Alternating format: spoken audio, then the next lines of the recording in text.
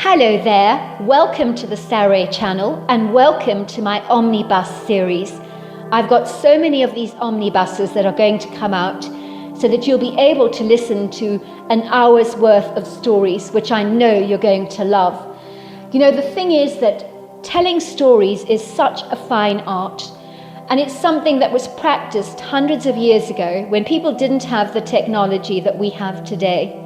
And everyone would gather around the fire and listen to a wonderful story. And also, what is so wonderful about a story is that personally, I think it is the best way to go to sleep. Every night when I go to bed, I always listen to stories. And that's something that parents used to do with their children. It's something that they still do with their children. There's nothing better than a good story. And so I hope you're going to enjoy this series. And before we start, I just want to say, do subscribe to my channel because you don't want to miss out on anything. Because I'm in for the long haul and I want to make sure that you get the most stunning stories to go to bed with at night or to listen to when you want to be one of those people sitting beside the fire and listening. Don't forget to subscribe to my channel and let's get started. I hope you're going to enjoy the omnibus. Dear Sarah, and all your lovely listeners, I thought I knew what monsters were. As a young girl, I believed they were mysterious shadows that lived surreptitiously under my bed, or in my bedroom closet, under the stairs in the entrance hall, or hiding out in the great big grandfather clock in the hall, or could be found in the woods, lurking among the trees, blending in seamlessly to the scenery, so that no one knew they were there. But I always knew. They were a very real presence in my life, when I walked home from school, and when I exited the school bus every day. I knew they were there, lurking clandestinely in the shadows, watching and waiting for me, with jaws salivating over the very smell of my blood, delighting in the taste of my fear. I'd felt their eyes burning into the back of my neck like red-hot coals. I had seen the ambiguous dusky shadows loitering furtively among the congregation of the lofty trees that fringed either side of the gravel road, like a vast sprawling army of verdant soldiers that would change colour in the fall. I'd hear the leaves rustle, observe the boughs of the trees swagger and shake precariously, like inebriated drunks, when there was no wind there to swing those branches. I knew that trees did not move on their own accord like this, without a persuasive nudge from the wind, or without a compellingly large, ponderous hand to surreptitiously move them up and down. I knew it was the monster, peering at me through the foliage of the trees, always watching, always waiting. Then there were the thick layers of mulch-like leaf litter that trespassed across the uneven earthen floor, in blankets of crisp leaves, but they too could not crunch on their own accord, without surrendering to the wilful pressure of a powerful footfall, for the scrunching, crackling sound could not come from anything else. Someone was out there, or more to the point, something, and whoever and whatever it was, I knew that they were watching me. I don't know how to describe the unshakable feeling that held me hostage to my fears. Icy cold chills would prickle magnanimously down my spine, along the backs of my neck, as if I could sense a pair of intrusively prying eyes, burrowing rudely into the back of my skull. But when I turned around to examine the woods through my anxious, befuddled brown eyes, nothing was ever there. But I knew that something was, even if my naked eyes could not physically observe the monster. In my body, I instinctively sensed there was something there that would move in on me, closer and closer and closer, as I walked home from school, closing in on me so tightly with such an insufferable claustrophobia that I could barely breathe at all. For it was almost as if all the oxygen of my breath had been stolen from me. If in a moment of brazen confidence, when I dared to survey, or even scrutinize my immediate environment more closely, It was as if everything stopped with me, almost as if I was conducting an orchestra, and when I stopped, so did everything else. The woodland birds would cease to sing, and even if there was a still breeze, it too would suddenly become mute. Everything became too still, far too quiet for my peace of mind, for in the frighteningly unsettling silence I could hear the terrifying screams of my own heart, crying out, "Run, Ruth! Run! Run! Run!" I always felt certain that out of the shadows a hand would grab me violently, dragging me into the woods, kicking and screaming, calling out for help. I knew that a powerful monster lived among the lofty congregation of the trees. He waited for the school bus to arrive every day. He was waiting for me, biding his time like the sand in an hourglass, waiting for the perfect moment to strike and lash out at me. I remember the feeling of uneven ground twisting my ankles as I walked faster and faster and faster down the gravel road as quickly as I could towards my home. As the billowing streams of dust from the school bus would retreat behind me until I was left all alone, without a solitary soul in sight, on a road that was isolated, forsaken, abandoned, where I became conspicuously aware of my own shadow, conscious of my own fragility, for out here among the trees I was all but a small speck of dust. I would stand there for a brief moment, breathing as deeply as I could, too affrighted to look in the direction of the woods, as I became painfully afraid of what I might actually see. I knew the monster was in there. I could feel him, sense him, see him so clearly, so distinctly in my imagination, that spared me no mercy, or did little to reduce the glaring horror of those haunting airy spectres, that it would impregnate my mind as vividly as the bright red paint being splashed across a naked canvas and dribbling blood down its white folds. I would close my eyes and the lids so tightly and count to 10, running as fast as I could towards my home, which seemed to get further and further and further away from me the more that I ran, almost as if I was chasing a mirage. Every day I would battle that same stretch of road, leaving the school bus with a feeling of impending dread, my heart crashing violently against my chest like a wave against a rock, as I stepped off the bus onto the ground, which would begin to vibrate beneath me, becoming like a wobbly, unsteady boat. I was soon to realize that the ground was not the problem. I was. It was sturdy, of course it was, but my legs, they were not. It was my crumbling, skinny legs that would drag down that country road as fast as I could, my sneakers picking up clumps of dirt and mud, as well as random pebbles. My laces would occasionally come undone, and I would trip over them precariously in my desperate haste to get away. I was always wondering whether today that thing in there, whatever it was, that was watching me, was the day that it would reach out to grab me. I would run and run, with my knapsack over my back, and I would not stop until I got home.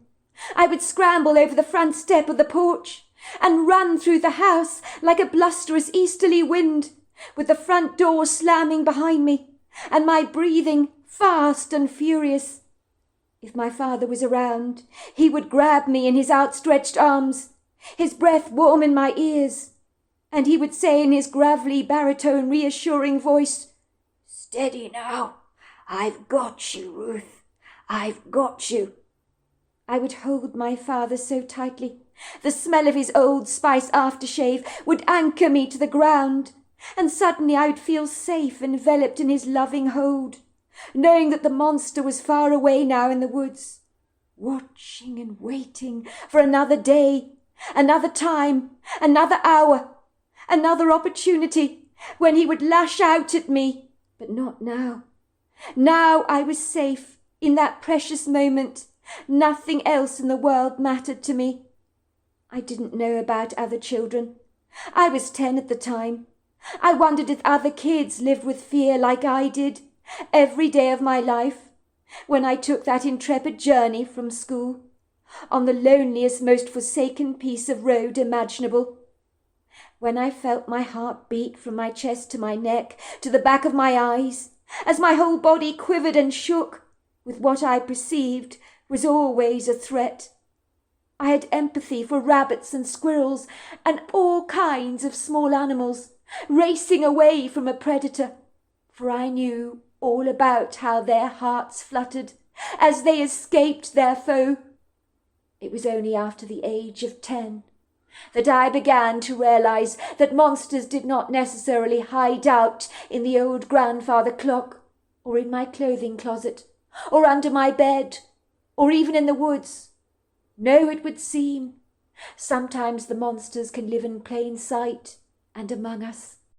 And sometimes we might find that the most unlikely monster is the one that we love the very most. It was 1992. I was 10 years old, living with both my parents as a single daughter, and given my mother had been unable to fall pregnant again after I was born, I was highly treasured by both of my parents, for my mother knew unequivocally she could have no more children, which meant I was very prized. My mother often described herself like Hannah in the Bible. She cried out to God, asking him to bless her barren womb, and it would seem he did. So my mother called me Ruth, which means compassionate friend, for she believed that God had been merciful to her, had been a true friend, showing her compassion and blessing her womb. Family was very important to my mother, who was raised by nuns in a convent, and had absolutely no idea if she had any living family members, but she suspected she did, but had no way of tracing them. All she knew was a young, distraught teenage girl had dropped her off as a newly born at the convent, claiming she couldn't look after my mother, and if her parents knew about the baby, her father would kill her. The nuns suspected the poor young woman, who gave birth to my mother, had done so in her own bathroom and hidden my mother in a blanket. Then she dropped her off at the convent the very next day. The girl refused to give her name to the nuns, but she had a few words that were left for my mother. "Tell her I'm sorry, and that I love her, but I have to let her go." And then she was gone, and the nuns raised my mother and grew very attached to her, bringing her up in the convent, where she was homeschooled. At one stage the convent did try to place my mother in a home, but after she cried and cried for Sister Alice, she was promptly returned to the convent, and the nuns believed she was meant to grow up there, and so they faithfully attended to her every need. Sister Alice became the matriarch in her life. She was convinced she wanted to become a nun herself, for she knew no other life than living amongst the nuns.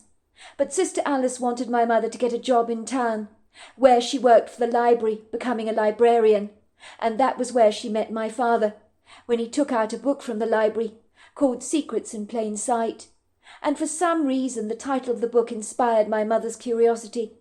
My father invited her out to coffee, and the two of them engaged in a whirlwind romance. And once my mother was married, she couldn't wait to fall pregnant. But pregnancy eluded her, like a hot air balloon on the wind that you just can't catch. But then one day, miraculously, a pregnancy test revealed that my mother was indeed pregnant. She wanted to shout from the rooftops that she was pregnant. She was so overjoyed.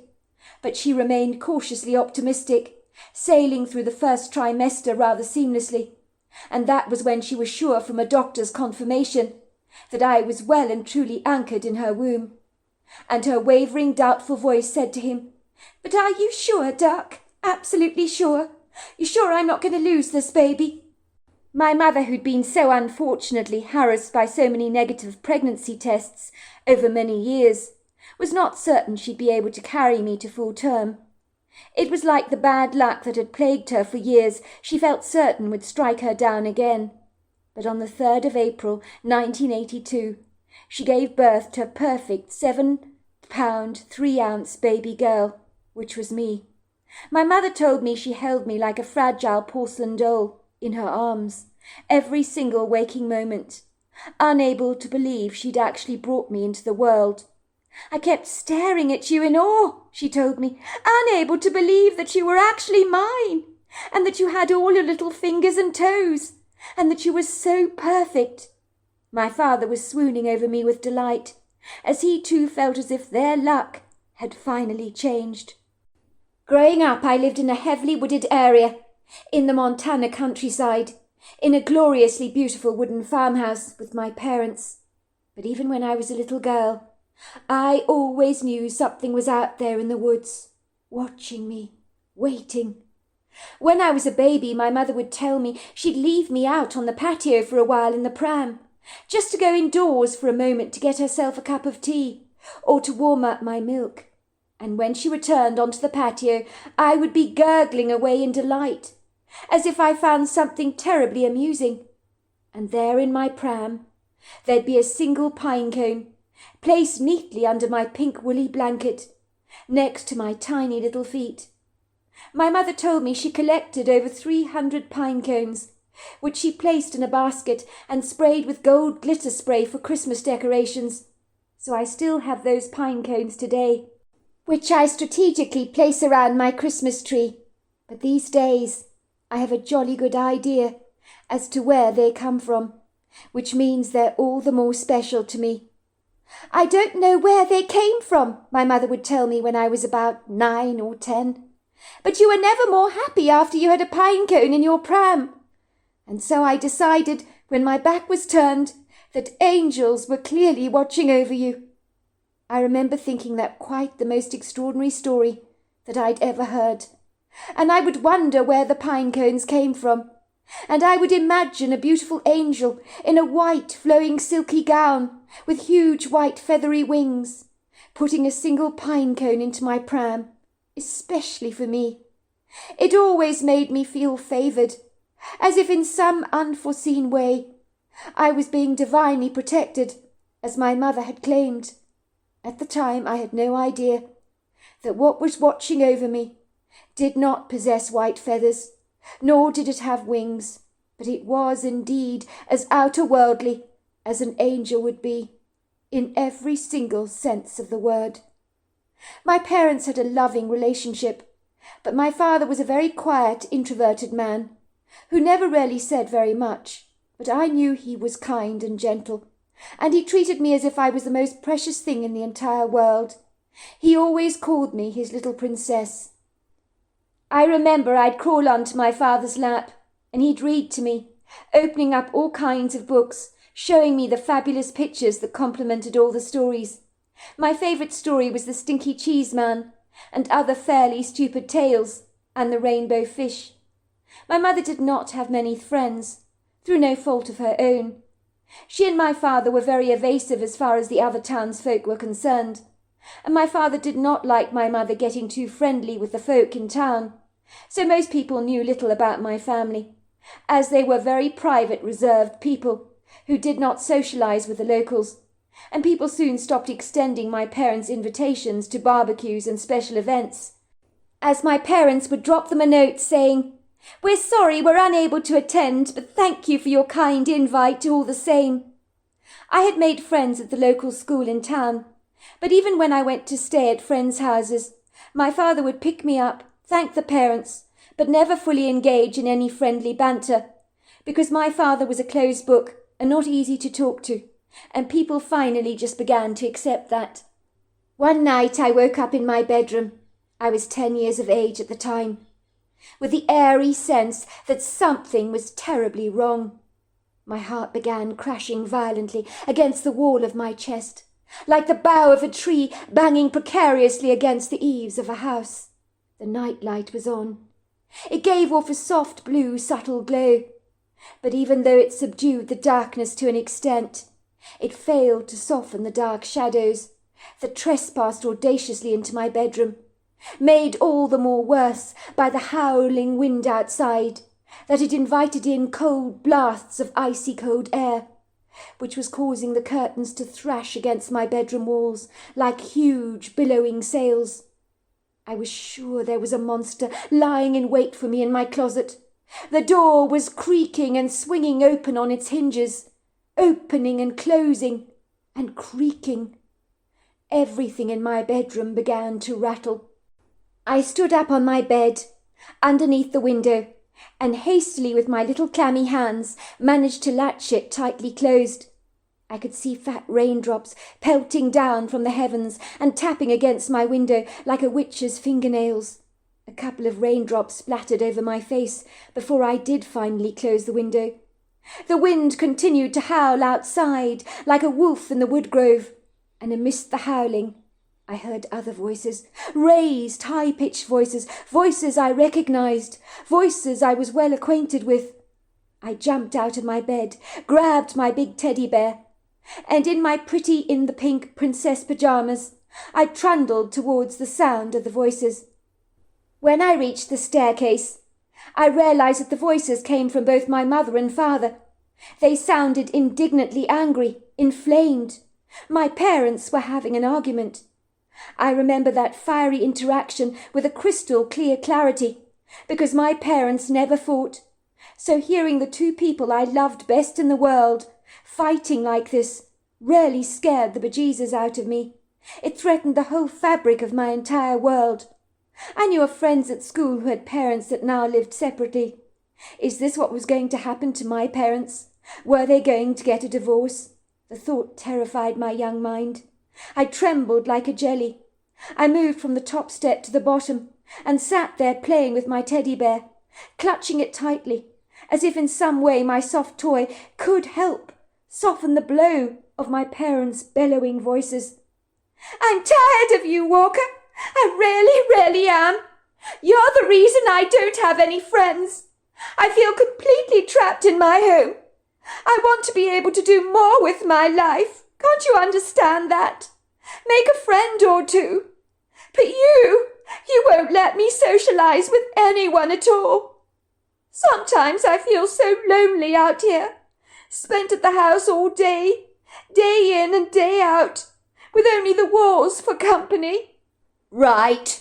So you're going to blame me, are you, Phoebe? Because you feel miserable and sorry for yourself? Don't I give you everything you could ever want? You've got me. You've got Ruth. What more could you ask for? How can you be lonely? You've got us.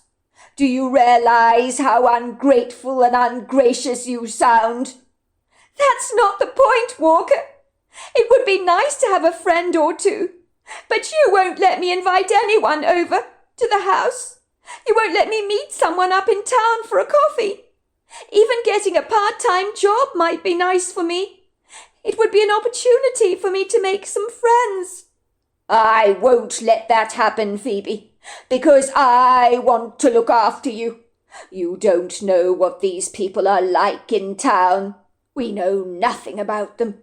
Granted, they might be friendly on the surface, but anyone can put a smile on their face, can they not? It doesn't mean that they can be trusted. How many times do you hear the townsfolk gossiping about people? I don't want you to be the subject of their gossip or ridicule. Imagine what a field day they would have nattering about you if they knew you were raised by nuns in a convent. I don't want people finding out your personal details. It's none of their goddamn business. Forgive me for being protective over my wife, but I have your best interests at heart, and I wish to the God that you would understand that. I've always told you that keeping ourselves to ourselves is the best way for us to live. The Amish live like that. They're the most happy, contented people you can ever hope to meet. They're not caught up in the superficial grip of the materialistic world that promises so much and delivers so little. It's a rat race out there, with everyone running along a hamster's treadmill, getting nowhere very fast. Amish wives respect and adore their husbands and are sweet and polite. You could take a few pointers from them. Now you're being mean and unfair. You know I love you, Walker, with all my heart. But this is different, Walker. You know it is. The Amish live in large families. A woman like myself would have friends of her own age to talk to. They enjoy spending time with each other. They probably never get lonely. That's what I've been wanting all these years, that you have denied me, Walker, even if it was only just one good close friend. Is it my fault that you've been unable to have any more children? I would have been happy to have a football team, but that was never going to happen because of your barren womb. I don't mean to be unkind, but it's the truth. If we had more children, you wouldn't have had time to get lonely. You'd be so busy running around after them, far too exhausted to even consider adult friends. But you don't understand, Walker. Ask any woman who has children. It's great to have a grown-up conversation from time to time with someone in a while. I need that in my life. When I was at the convent, I grew up with older women. It was all I ever knew. My friends were grown up. I enjoyed listening to their adult conversations, especially Sister Alice. Oh, she always made me laugh. She was so much fun. Why are you making a big deal about this, Walker? Why are you afraid of me making friends with other women? Why are you trying to control me? Why are you so insecure? If you're seeking adult company, you can speak to me, can't you, about anything you want? And what about my sister Teresa?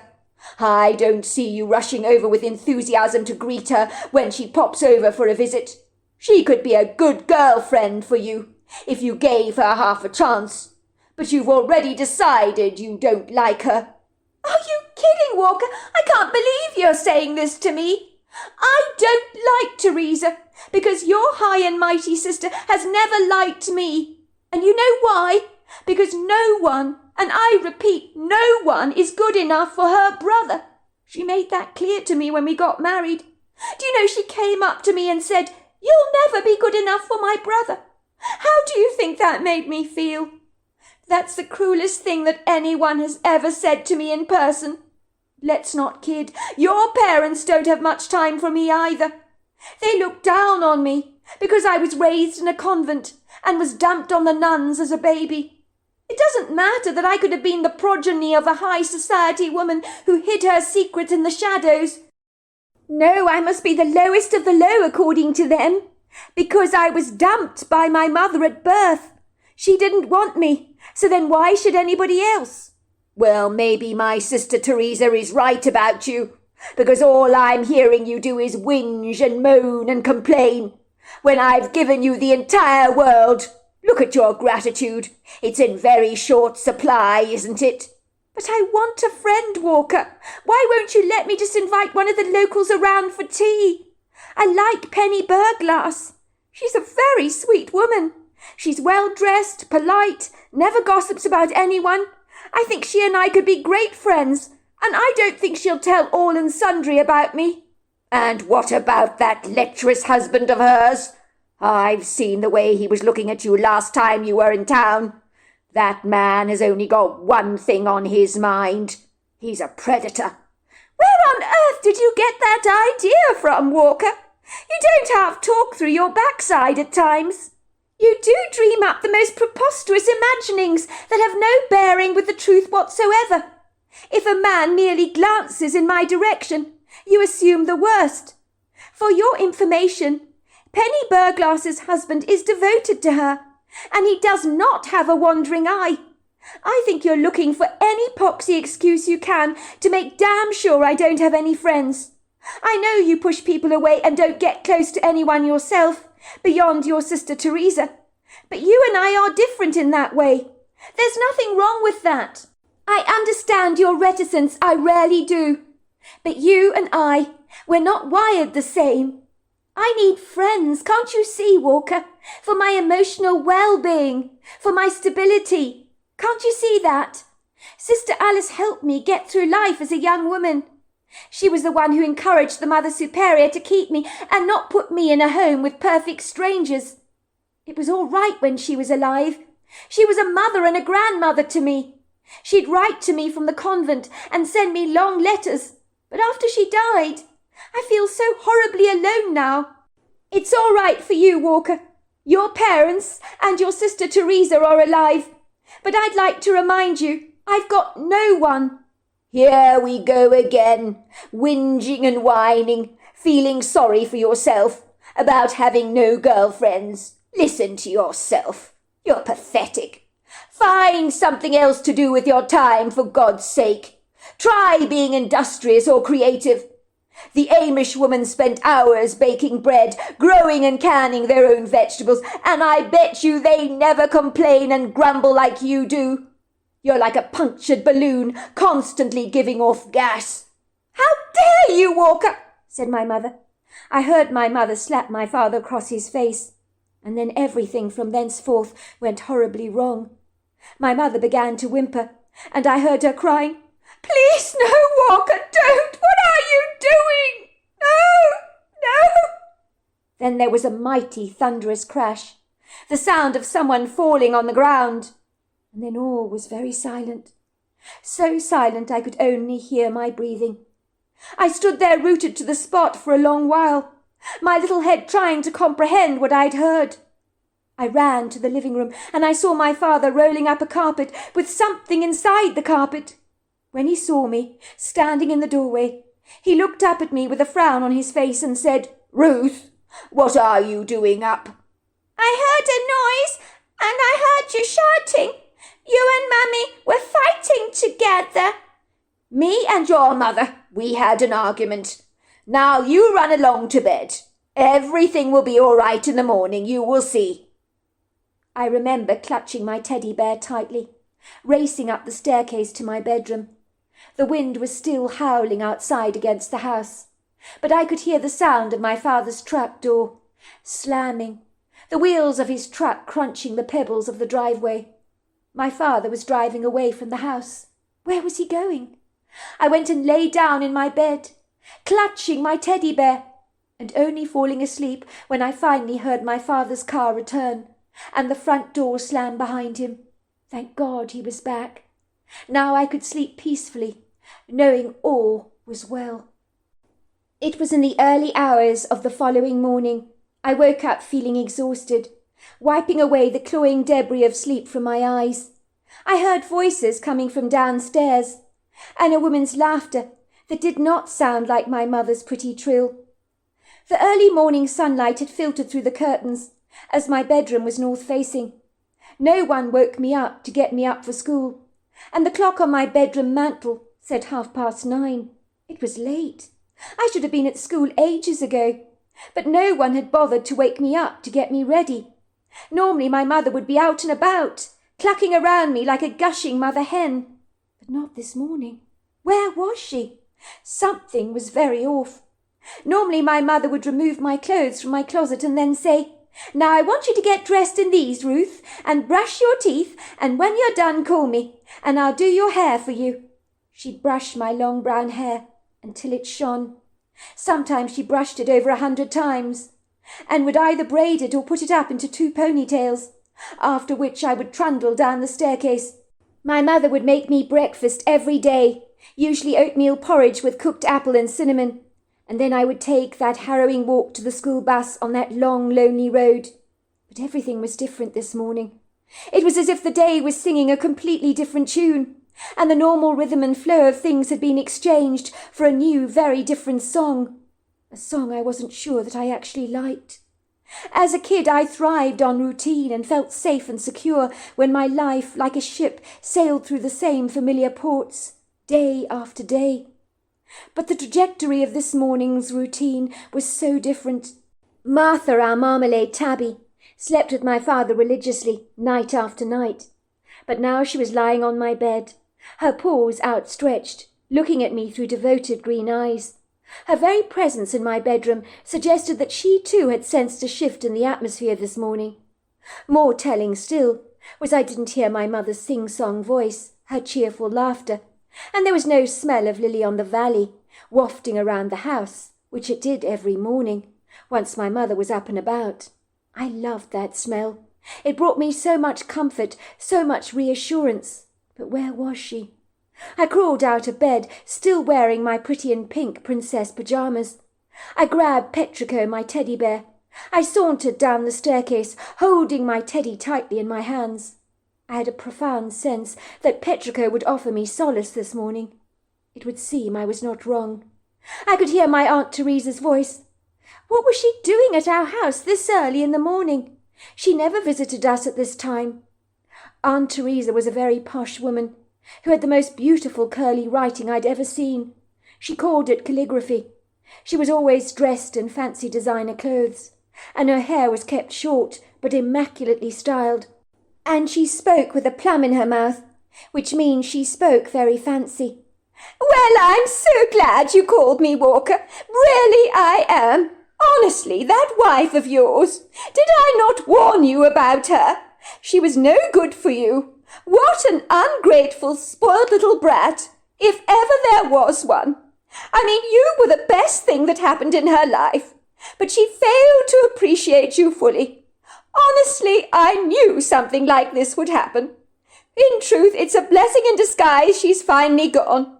Now, don't you dare beat yourself up about this, because none of this is remotely your fault. If you ask me, she got exactly what she deserved. I will move in forthwith and take care of you both myself. I must insist on this. But are you sure, Teresa? I don't want to impose on your kindness. It wouldn't be fair to expect you to look after the both of us.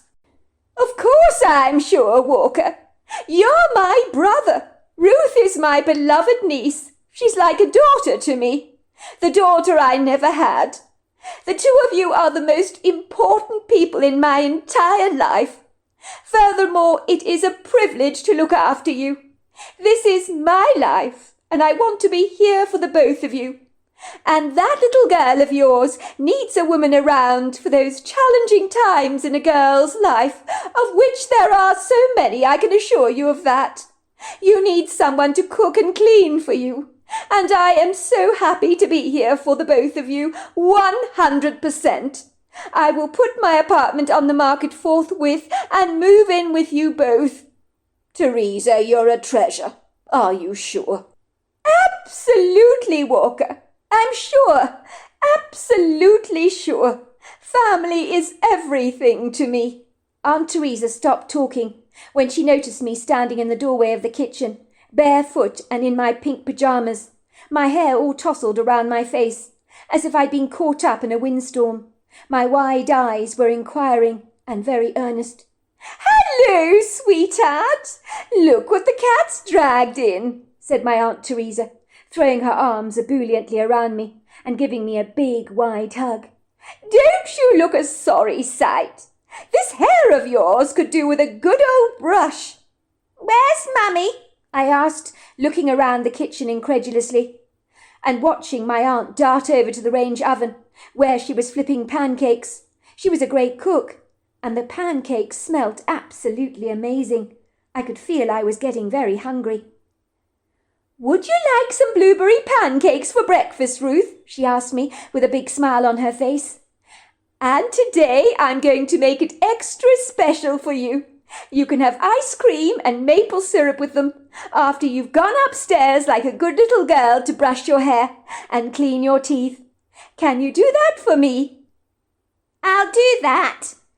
"Yummy! I love pancakes, Aunt Teresa, and nobody's ever let me have ice cream for breakfast with them before." "Well, that's what I'm here for, sweetheart, to spoil my niece rotten," she said, rubbing an affectionate hand through my tousled hair. "Now you need to get your hair brushed, so go upstairs quickly and come down when you're finished." When I returned to the kitchen after attending to my hair and teeth, the very first question I asked my Aunt Teresa is, "Where is Mummy, Aunt Teresa? Where is she?" My Aunt Teresa grimaced. She held her tongue for a moment, so my unanswered question hung in the air like a bad smell that everyone wilfully ignored. My father straightened his woven blue and white striped tie and glanced briefly at his watch. Oh dear, is that the time? I better be making tracks. I'm running awfully late. I should have left the house over an hour and a half ago. Look at me. I really am dawdling this morning." He kissed me on the cheeks, and his warm breath tickled my ears. He whispered to me, "Princess, you're not going to school today. Aunt Teresa is going to take you shopping in town for a bit of spoiling, to buy you some pretty dresses. Now, won't that be nice? She'll tell the teachers you're sick so that you can have a fun day together, doing girly things, just the two of you." "But it's not my birthday, Daddy." "Who says you need a birthday to have a special day?" my father had whispered to me. "My little princess needs spoiling from time to time, does she not? Daddy likes to spoil his beautiful princess." Before I could ask my father any awkward questions about the whereabouts of my mother, he had escaped through the back kitchen door with his leather briefcase in his hand, giving my aunt a wink, and leaving behind in the kitchen the lingering scent of his Old Spice aftershave. I could hear him reversing in the driveway, the heavy rubber tires of his truck whipping up the gravel unmercifully as he sped away. "But where is Mummy?" I asked again, feeling annoyed that no one was answering my questions, which was becoming like the elephant in the room that no one was addressing. "We will talk all about your mother after you've finished eating your pancakes, sweetheart." I didn't hesitate to get stuck into layers of blueberry pancakes, oozing with rich maple syrup and creamy ice cream. And the sugary sweetness meant that the absence of my mother did not seem quite so bitter. Sugar has the remarkable capacity to soothe our deepest hurts and to make things not seem quite so bad. And after I'd eaten my fill and was fully satisfied, Aunt Teresa held my hand in hers and said, "Well, sweetheart, there is something I need to tell you. Your Mummy and Daddy had a bit of a bad fight last night. Nothing too terrible, of course, but your Mummy was not very happy, so she's gone away for a while. She's left town. She told us to tell you that she loves you so very much. I've moved in with your father for the moment to help look after you. The two of us are going to have so much fun together while your mother is away. And we're going to have great fun today, aren't we?" "But when is she coming back? I want my Mummy." "Sweetheart, I'm not sure whether she will even come back. But it doesn't mean she's abandoned you or that she doesn't love you. Sometimes mummies and daddies have bad fights, and they say mean things to each other. When that happens, sometimes the mummy or daddy move away. I'm sure you know kids in your own class at school that have divorced parents. It's quite common these days, you know." "Yes, but they still get to see their mummy and daddy all the time. I know Bobby Bennett. He's got divorced parents, and he sees his daddy every single weekend. Why can't I see mummy every weekend?" "Because you can't, sweetheart, that's why. Well, not at the moment, anyway. Your mother's too far away to be able to come and visit you regularly." I soon learnt to accept that any awkward question I directed to my father or my Aunt Teresa about the whereabouts of my mother were met with a curt response. "Give your mother time. I'm sure she will be in touch in due course," I was told again and again. "She's taking a while to adjust to her new life." I hasten to say no one asked after my mother in town, but that was because nobody really knew her. If any were asking after her, they possibly assumed she'd moved away, and that my father was now taking care of me. As my mother did not have any family to speak of, there was no one asking us any awkward questions about her whereabouts. It was almost as if she'd never existed. 1 week later, when the bus stopped at my usual location, I was once again dreading my long walk across that secluded, sequestered, lonely stretch of road, made worse by the fact that the fickle grey sky was beginning to spit out raindrops at random, as if it hadn't quite yet decided whether it would rain or not. "You're going to be all right, miss?" the bus driver asked me. "It looks like it's about to start spilling down buckets. I can drop you off outside your house if you prefer." "Thank you, Mr. Curtis. I'll be all right," I told him. "If you're sure," he said. "I'm sure, but thank you all the same." I climbed hesitantly down the steps of the bus, feeling panic wrap its claws around me, like a hostile overcoat, interwoven with jagged thorns that made me prickle all over. The bus billowed away in a cloud of dust and smoke, and there I was, once again, feeling awfully alone, on this friendless, isolated stretch of barren road, left to the mercy of any loitering predator hiding within my mist. My imagination was rife with speculation, teeming with a plethora of unearthly cryptic suggestions, all about the monster hiding in there, behind those trees, burying itself in the foliage, watching me, waiting for me. I had foolishly not brought my raincoat along with me, so I could only cross my fingers and toes and hope with all my heart that the grim, uncongenial clouds would retain their water for just long enough for me to make it back home in time before it bucketed down without apology, so I did not return home looking like a bedraggled, drowned cat.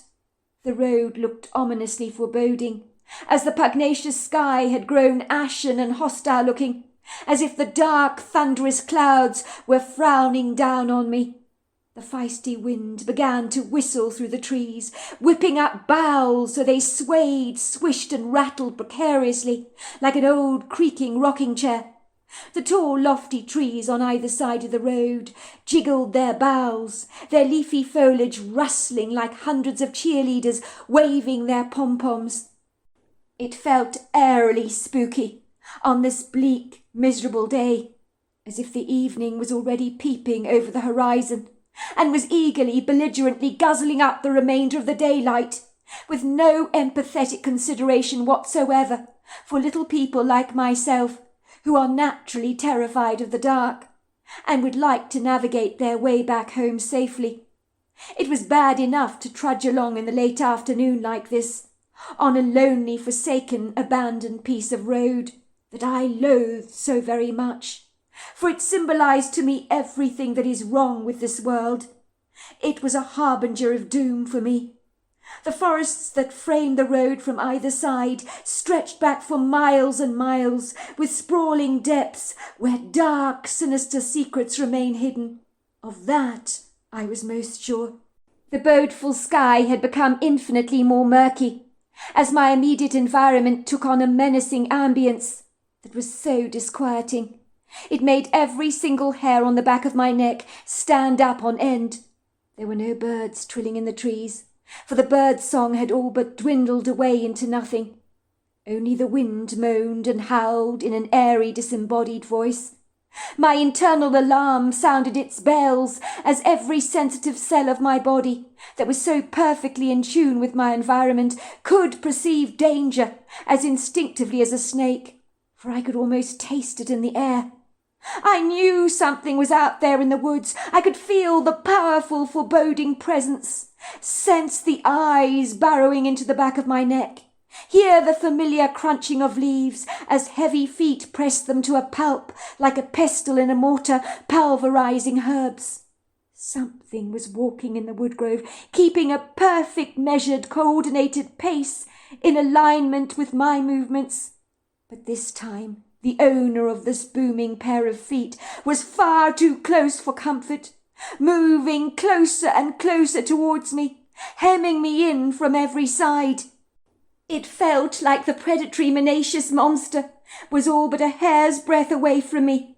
My ankles twisted across the uneven, craggy ground, while raindrops began to dapple my face like icy fingers. I glanced briefly towards the woodgrove to see if I could see the monster at all, but nothing was there. But even though I did not see anything, my mind was screaming, "Run! Run, Ruth! Run!" As I began to pick up speed, a couple of pine cones tapped me on my shoulders gently, with an accurate precision, as if someone who was a perfect shot had hit me square in the back with the bullets from a hunter's rifle. The pine cones fell from my back to the ground, landing at my feet.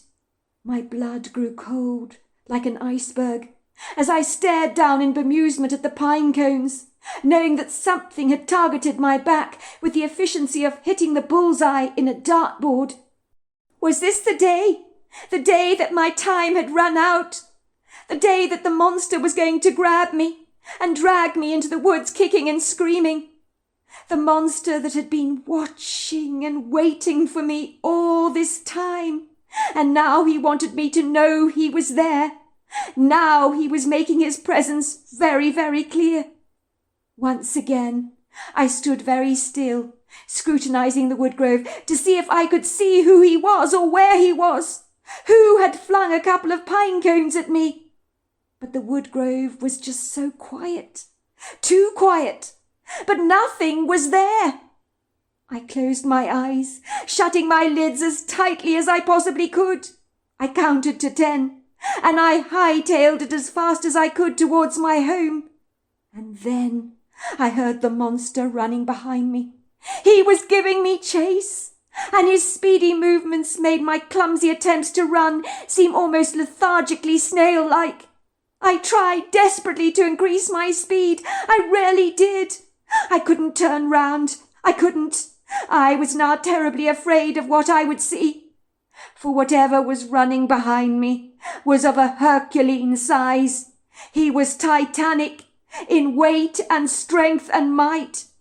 I could hear his high-octane feet pounding the ground, which vibrated and heaved under his great weight.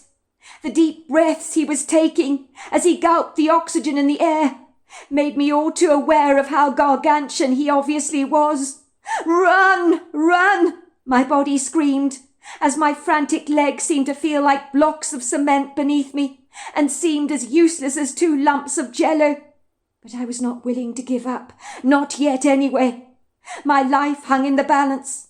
Whatever was behind me was gaining ground fast. At one point I could feel the vaporous warm breath on the back of my neck that smelt strangely of dillweed and spring onions. The thing was getting too close for comfort. I wanted to scream, but nothing came out of my throat. And then the most terrible thing happened. I suddenly tripped over my shoelace and went plunging to the ground, my knees slamming into some hard little pebbles. The pain shot through my body, and blood began to trickle down my grazed knees. Every part of my body throbbed and ached. I looked up in horror to see a giant creature covered in long black flowing hair, reaching out to me with an overlong arm and a large hand to help lift me off the ground. I tried to scream. This mighty, imposing beast was so large. This was the moment I had dreaded all my life. Now the intimidating, commanding monster was standing over me. My life had come to an end. I was certain of it. I knew it with every fibre of my being. As the creature pulled me up by my arms onto my feet and stared down at me from a great height, I noticed his brow was furrowing as he studied me through his treacle-coloured eyes. And it was then that I realised that this humanoid hairy man was not a monster after all. His eyes were like warm pools of melted chocolate, filled with genuine warmth and kindness. It was when he spoke to me, in a booming baritone voice, in a strange indigenous language that for some bizarre reason I seemed to understand, that my heart began to slow down its boisterous beats, and the hairs in my neck began to settle down happily, like a tabby cat beside a warm fire. I felt comforted and soothed by this creature's presence, as if his energy had wiped away all my nagging fears and doubts, and put them to sleep, to awaken no more. I was 10 at the time, and comprehending the meaning of his words was not at all enigmatic to me. It was almost like I expected to be able to understand him, like the talking animals and the lion, the witch and the wardrobe.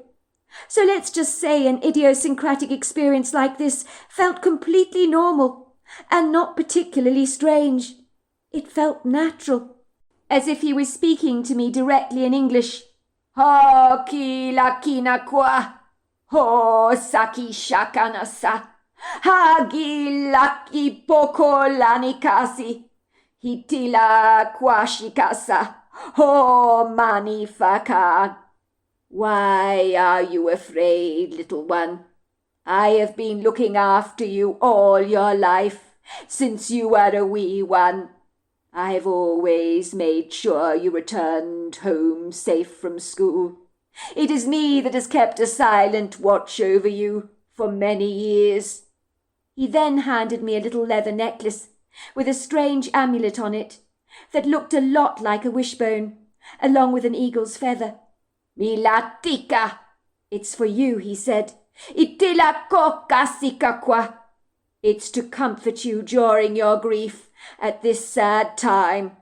Kilonakisa, for you need your strength." "This necklace, it's for me. It's so lovely. It's really pretty." The hairy man seemed pleased with my enthusiastic response to his gift.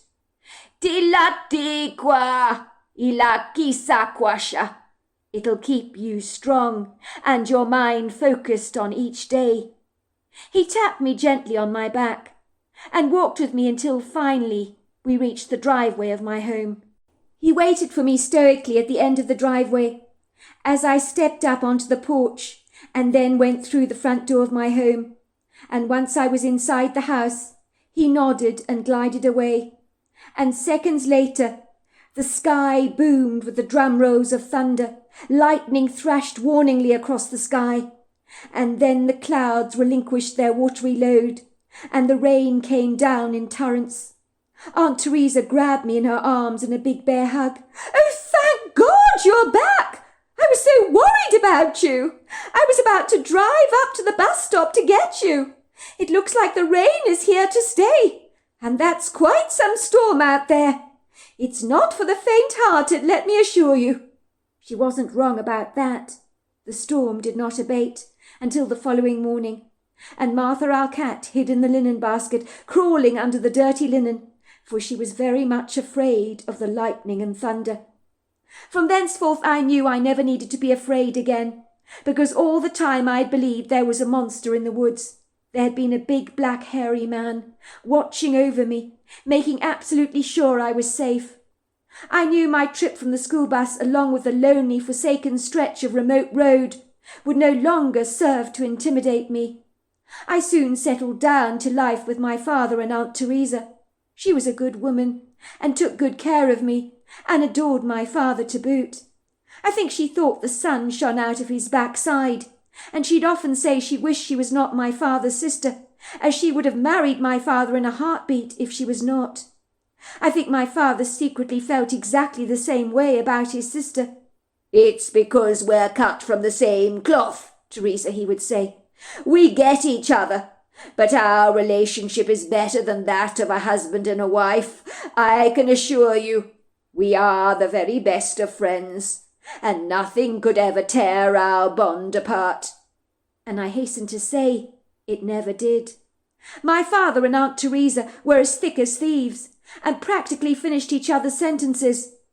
For a brother and sister, theirs was an extraordinary, enviable relationship. In truth, my aunt would have climbed Mount Everest and balanced on a skyscraper for my dad if she needed to do so. She'd have done anything for him, including taking a bullet on his behalf. Hers was a sacrificial, unselfish, very protective love. Let's just say the kids in my class at school thought my lucky wishbone amulet with the eagle's feather was incredibly cool. Some of the boys in my class literally begged me to give it to them, offering me marbles, sweeties, and even money in exchange for my necklace. They were convinced it came from an Indian warrior or chief. I refused to part with my treasured necklace and wore it religiously under my school uniform every single day, far from the probing, interfering eyes of my teacher, Miss Mundell. I knew if Miss Mundell saw my necklace, she would unlikely be impressed, so I kept it hidden under my school uniform, refusing to take it off, except when I was bathing or swimming. My aunt, when she saw my necklace, was quite revulsed by it. "Oh, my goodness, sweetheart, what on earth are you wearing around your neck? You're not an Indian warrior, are you, dear? You're a little princess. You should be wearing pretty necklaces, shouldn't you? Where did you get that ghastly thing from?" "The hairy man in the woods gave it to me. Now, sweetheart, I thought me and your father have taught you never ever to accept gifts or sweeties from strangers, especially strange men you don't know. And it's very rude to call anyone hairy. I thought I taught you that much. Some men cannot help the amount of body hair they have. I know my father's father, for example. He had a back that was so hairy, and he almost looked from the back just like a gorilla. But I was never rude about it to him. There are some things you don't say to people, because it can cause great offence. But I wasn't rude to him. I never mentioned he was hairy. I just thought it to myself, but I never said it out loud. Well, that's good, sweetheart. I suppose that's a start. I'm very glad you've learned to be polite. But as nice as the hairy man may be, I think you shouldn't accept gifts from strangers, even if you claim to know them well. I mean, the thing is, this is hideous, darling. Would you not like me to buy you a pretty necklace instead? We can dispose of this thing in the trash. Pretty little princesses like you should not be wearing feathers around your neck or strange little amulets. But I like it, I said possessively. The kids at school think it's so cool, they even want to buy it from me. Oh, honestly, do they really? Said my aunt, looking highly sceptical. I can't honestly think why. Still, if you're dead set on wearing the thing, who am I to stop you? I'm sure when you get older and become interested in boys, you will not be seen dead wearing that atrocious thing. But why, Aunt Teresa? All the boys love my necklace at school, and they're really jealous and envious of it. That's because it's masculine, dear, isn't it? It's what an Indian warrior would wear, not a pretty little girl like yourself. The boys like it because they want to wear it. It makes them feel, what's the word? Laddish, red-blooded, strapping, brawny. Not because they think it looks pretty on you. Every day when I got off the school bus, I would look out for the hairy man with a hopeful ebullient smile on my face. I knew he was out there in the woods, and I wanted to see him again. I'd hear him and sense him, and from time to time a couple of pine cones would go flying gently into my back and land at my feet. And smiling, I would gather them up in my hands and put them into my backpack and take them home to add to my collection. On one very pleasant afternoon, after I'd returned home from school and was happily eating a turkey and cranberry sandwich on brown bread in the kitchen, made for me by my Aunt Teresa, I heard a car rolling over the gravel of our driveway. I was surprised, as was Aunt Teresa, as we weren't used to receiving visitors of any kind at our home, apart from the postman, Mr. Sweeney, whom my aunt occasionally invited into our kitchen, so he could fill her in about the gossip in town. My aunt pretended not to be nosy. She liked to keep herself to herself, that's what she liked people to think anyway. But while she remained seemingly aloof to the outside world, in truth she wanted to know the ins and outs of everybody's business in town. So even though she pretended to be indifferent and blasé, she was anything but.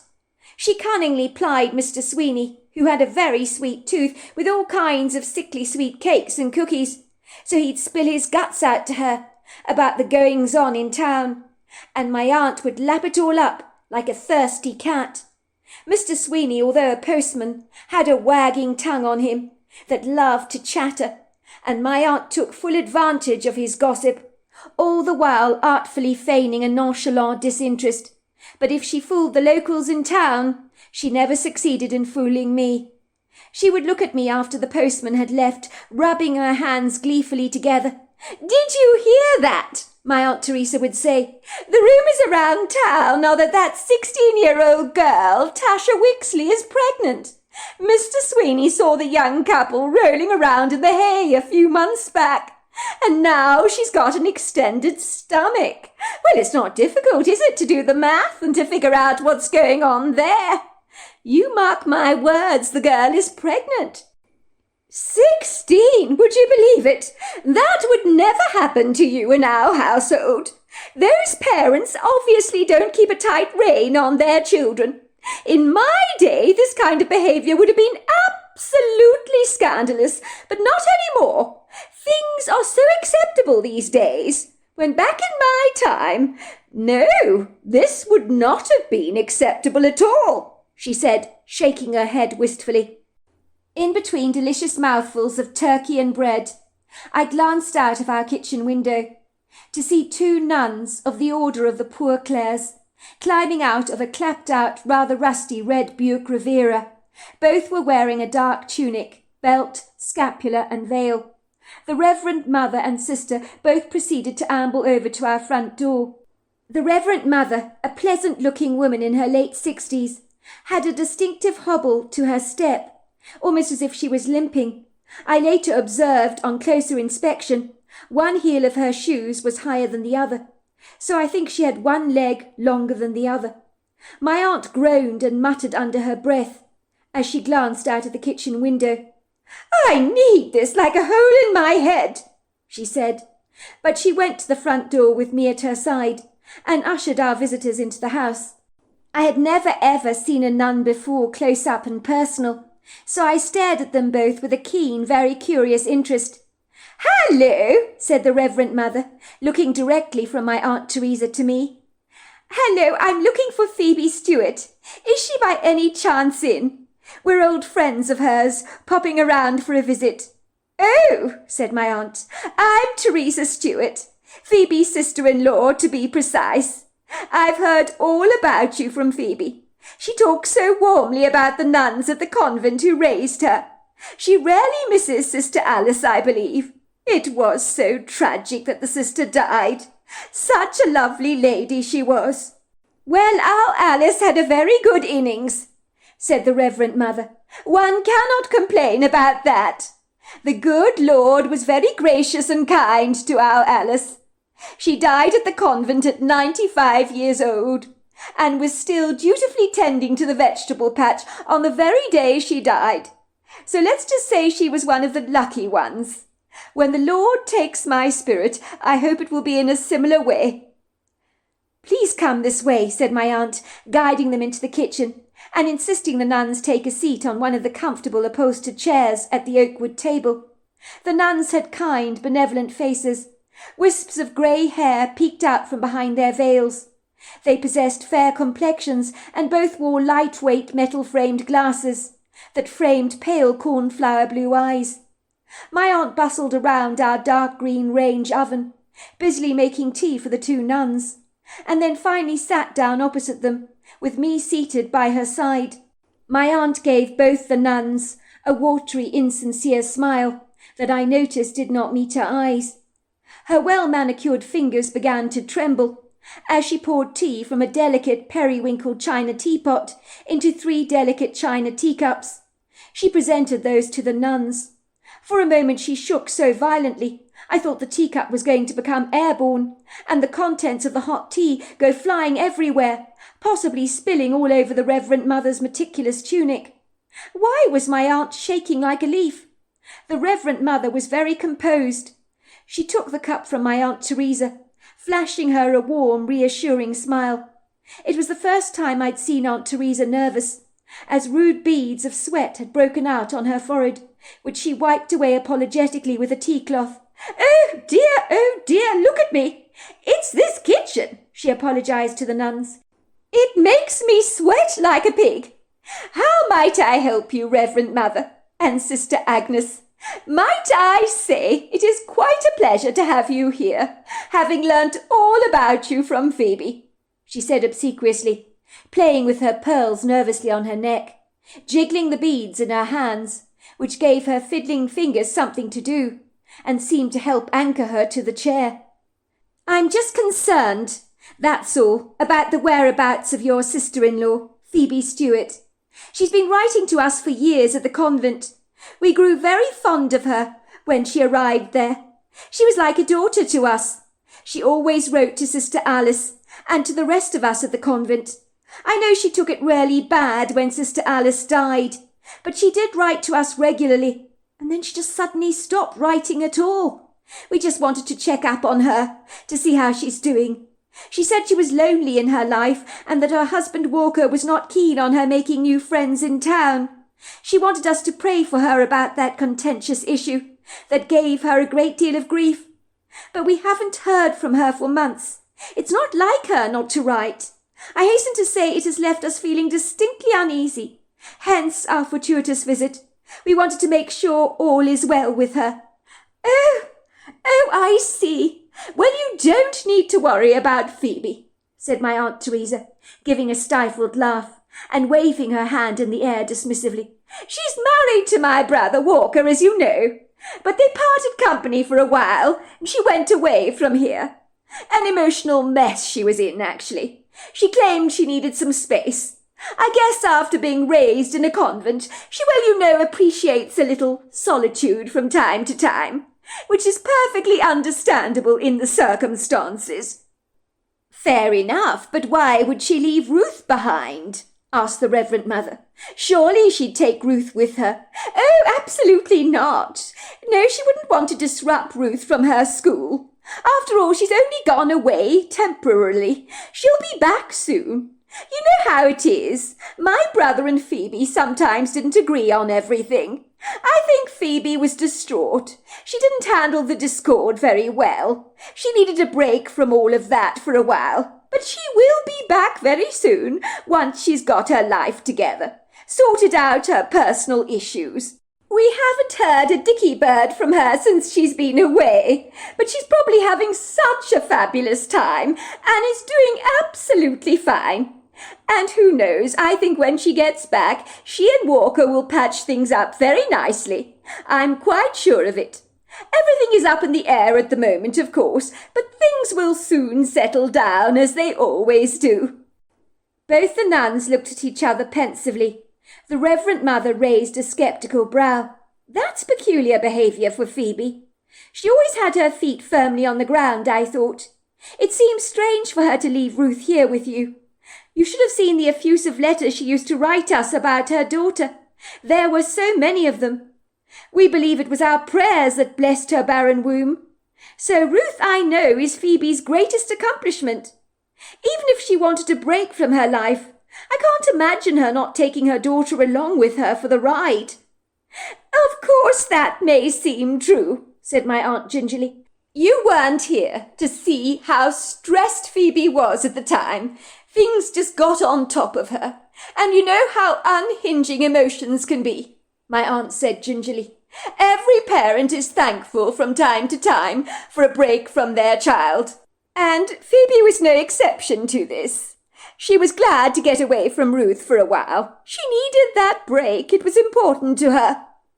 The Mother Superior looked at me warmly. You must miss your mum. She loves you a lot, you know.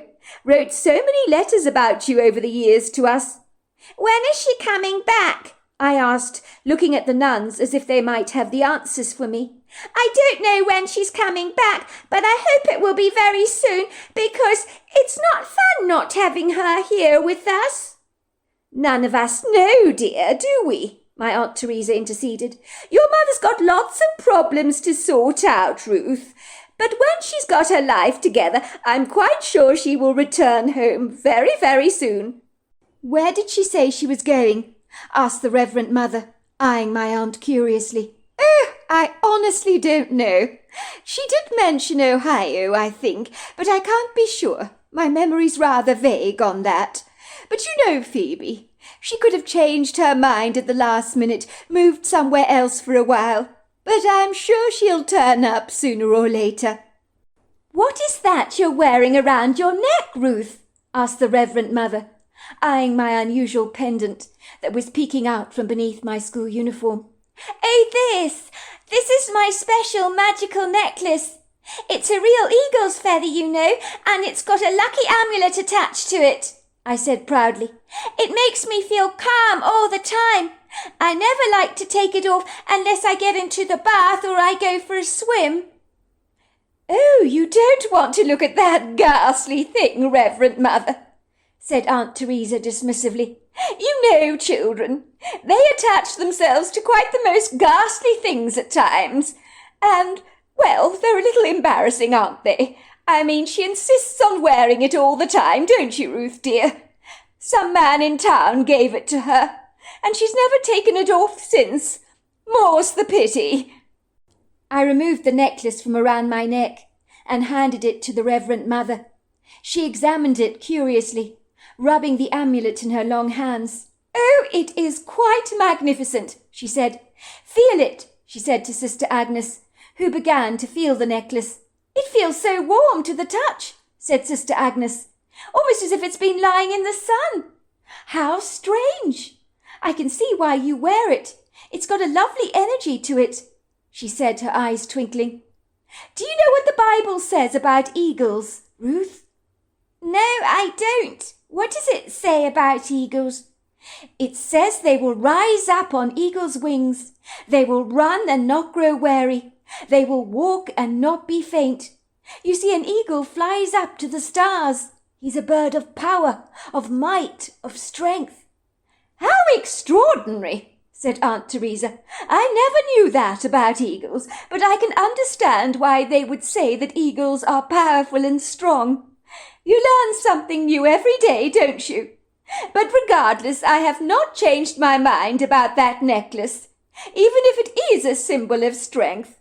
In my opinion, it is still rather hideous for a young girl to be wearing."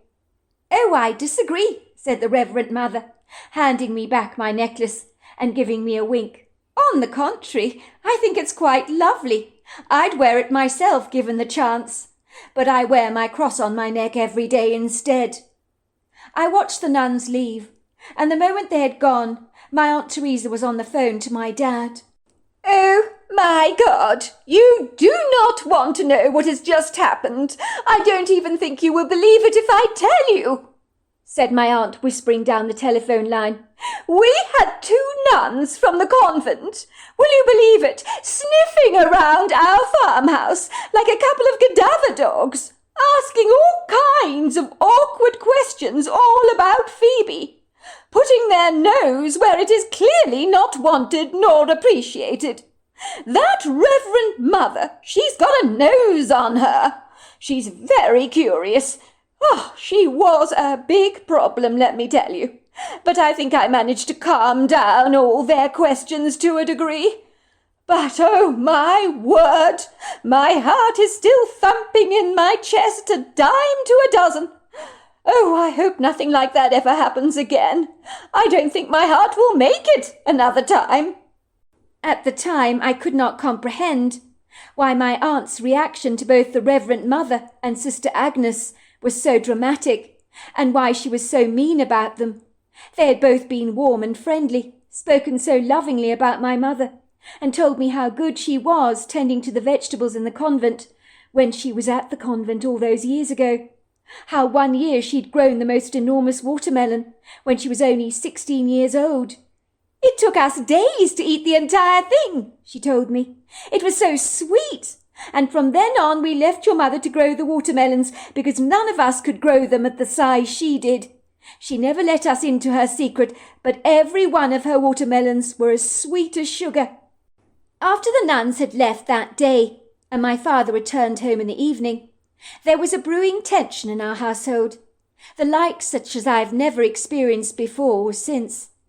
I sensed that my Aunt Teresa and my father were worried about something, and whatever the something was that they were worried about, it was grievously burdening their hearts.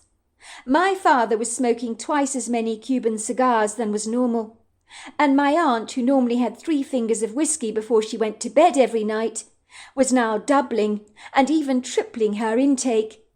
I also found she got more short with me, and sometimes became belligerently cantankerous and rather moody, while my father shrank into his shell like a tortoise and never said very much.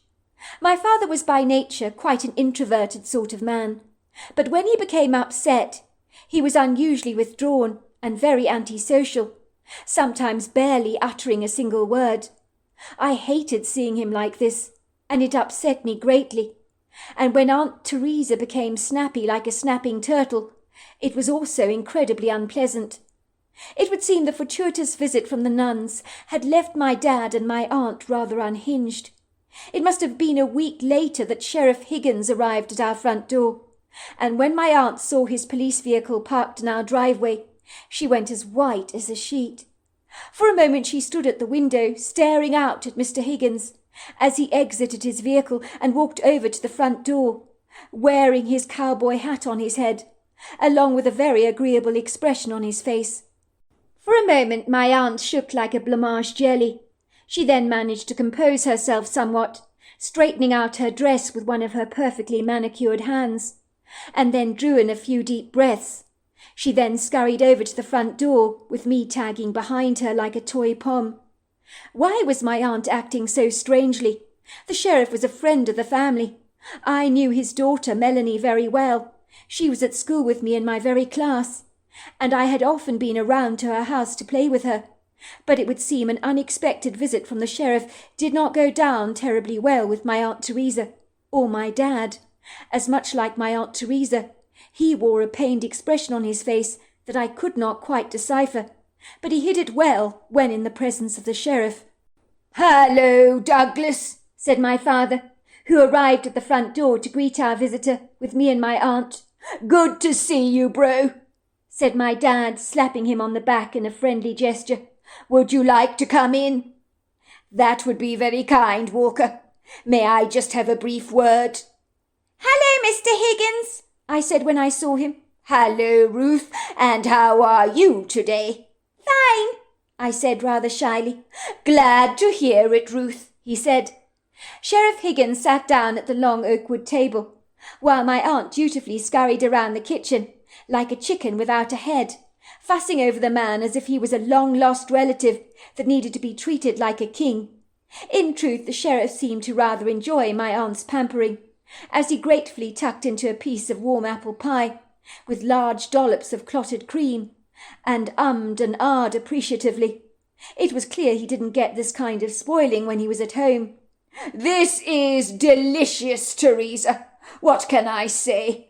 You really are quite a phenomenal cook. I heard you were, but seeing is believing. I hasten to say that this apple pie of yours is one of the tastiest I've ever eaten. The cinnamon is very flavourful in this." My aunt looked terribly proud and tickled pink by the sheriff's compliments. "Well, I'm so glad you like it, Sheriff. Well, I have 2 secrets to my apple pie," she told him. "A couple of drops of oil of lemon and a sprinkle of cloves gives the apples an incredible flavour. Don't you worry, I promise you. I will make sure, Douglas, that I pack you a great big slice to take home with you," she assured him. "That would be very kind of you," said the sheriff. "I will not say no to that. Not that my wife will appreciate it. She tells me being a town sheriff has done me no favours in the figure department. She tells me being a town sheriff has done me absolutely no favours in the figure department, and that I'm beginning to look quite portly these days," he said, patting his belly. "Oh, she's talking absolute nonsense, Sheriff. You look quite remarkable. I must say, I think you've got a fabulous physique." "Thank you, that's very kind of you to say, Teresa, but my wife will not agree with you. Now the reason for my impromptu visit," said the sheriff, addressing my father personally. "I had a phone call, Walker, very recently, from a reverend mother. She claims to have known your wife Phoebe very well. I gather Phoebe grew up in a convent, living among the nuns there. They grew very fond of her over the years, and consider her to be very much part of their extended family. I gather that your wife Phoebe wrote to the convent all the time, and has kept in touch with all the nuns there. So her apathy has worried them significantly. They say she's a very efficient writer most usually. The Reverend Mother, her name is Josephine, I believe, said she came to visit your farmhouse the other day, and had a very pleasant cup of tea with both Teresa and Ruth.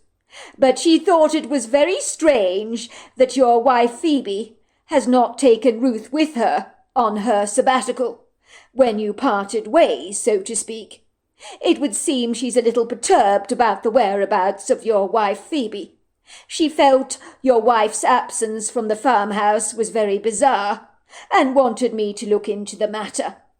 "Of course she would say that," said my father nonchalantly, waving a hand in the air. "We're not officially divorced.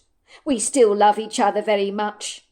You could say my wife is on a long sabbatical, trying to find herself. She mentioned going to India to meditate with some of the yogis there, and going out of state for a while. It was her idea to cut off all lines of communication from us, for a while. Otherwise, it would obviously defeat the purposes and benefits of our separation, and her soul-searching, of course. She wouldn't have wanted Ruth to come along for the ride. This was something she needed to do on her own. I'm afraid the nuns might have taken that as a bad sign. But my wife wanted to abandon all connection with society for a while. She's a deep thinker, my wife. Free-spirited, very unconventional and bohemian in her ways. She loves solitude and enjoys her own space. But I'm sure she will be back home soon. And I am of the opinion that we will reconcile. I do not believe my wife would want to unsettle little Ruth here, while she tries to find her inner peace. She knows very well that our daughter needs to have a life with predictable routines. So it was in her best interest to leave Ruth here with me. Nothing strange about that at all. I'm not sure how long she will be away, but I am sure she will be back." "Well, you can't say fairer than that," said the sheriff. "You're a good man, Walker. I think if I wanted to take a sabbatical from my wife for a few months, she would want my guts for garters. But I don't think there is anything wrong with couples taking a break from each other. In fact, I think it's a very good idea. Your wife having grown up in a convent, well, I'm sure she needs lots of space and solitude, probably more than most. It's a lifestyle she's very well used to, I suspect. Let's just say, your wife's probably used to peace and quiet. Raising family at the best of times can be incredibly challenging. Believe me, I know. My daughter can be quite a handful." "You're absolutely right, Inspector," my Aunt Teresa interjected, shoving a Tupperware container into his hands, containing a very generous slice of apple pie. "You figured out my sister-in-law very accurately, I have to say. She wanted to be a nun, you know, but then she met Walker and they fell in love, and so it deleted her plans of becoming a nun. But she has this instinctive need to seek out solitude all the time, which is why she's on the sabbatical." "I think I can understand that," said the sheriff. "Well, I will love you and leave you then. I'll speak to you later. Have a very good afternoon." 8 years later. I was 18 years old when I was taking a long walk down the same remote, isolated stretch of country road that I had dreaded navigating so much as a little girl.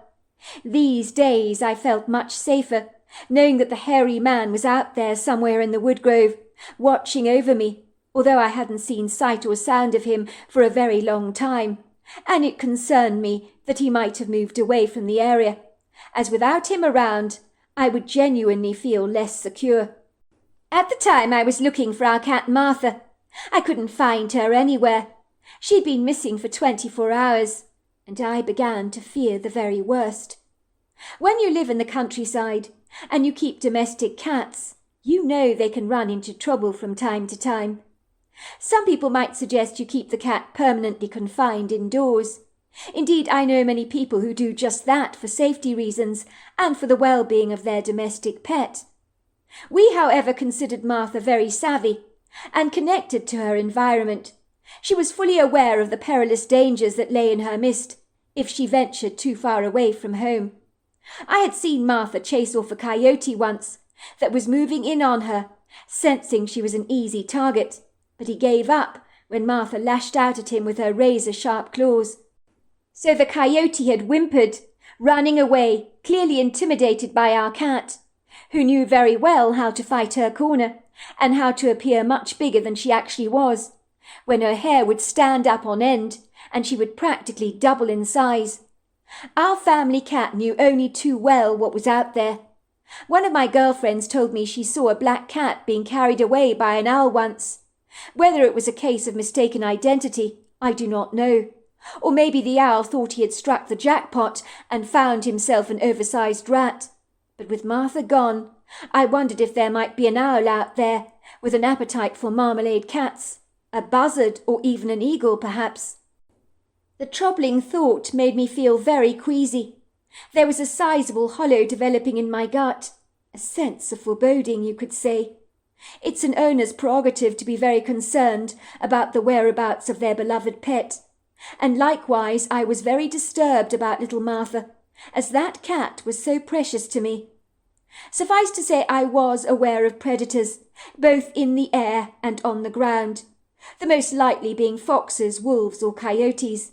I knew that Martha had her moments, when the unrestrained desire to explore her extensive territory would beguile and seduce her, treacherously luring her further and further away from home.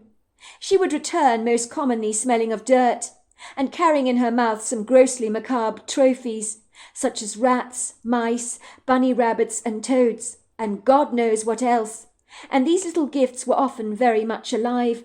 So it was up to me to grab them from Martha's jaws, releasing them safely back into the countryside. If it was a frog, I'd have quite the trying time to catch the thing and save it from my tenacious cat. Those frogs could leap so high. I've always really rather liked frogs, and if one comes into your house, it's a lucky sign that prosperity is on its way to you. I believed that emphatically, because after a frog went bounding around our property, my father won a great deal of money on the horses, and another time it happened he came into an increase at work. Were those just lucky coincidences? I think not. This was not the first time that Martha had gone walkabout, nor would it likely be the very last. But like any long-suffering owner, when my ginger cat did not make an appearance, I would begin to worry.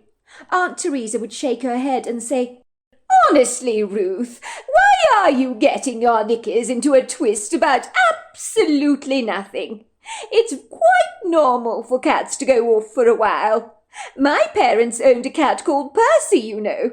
He was gone for an entire week. God knows where he'd been. He came back thinner, but no worse for wear, looking as if butter would melt in his mouth. That's cats for you. They're highly independent animals, but Martha is a very clever cat. She'll be back, I'm sure." Tears glistened in the back of my eyes, as I tried to draw comfort from my aunt's reassuring words. I wanted to believe her, I really did.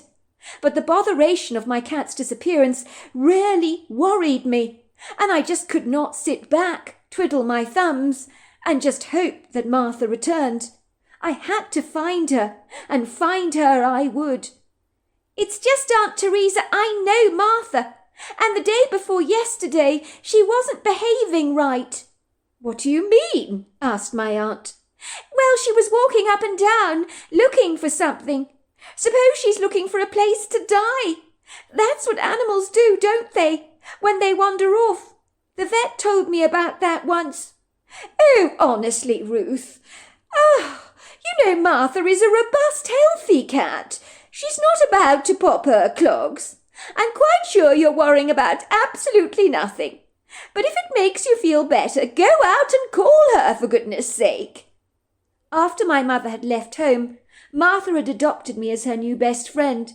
So when she wasn't around, I almost felt as if a part of me was missing, like an arm or a leg, a finger or a toe. I decided I would go looking for her, even if locating the mysterious whereabouts of Martha was in effect like looking for a needle in a haystack. On this occasion my heart was heavily burdened by my worry, only because Martha had been a little unsettled of late, and restless the day before last, and I wondered if she was sick.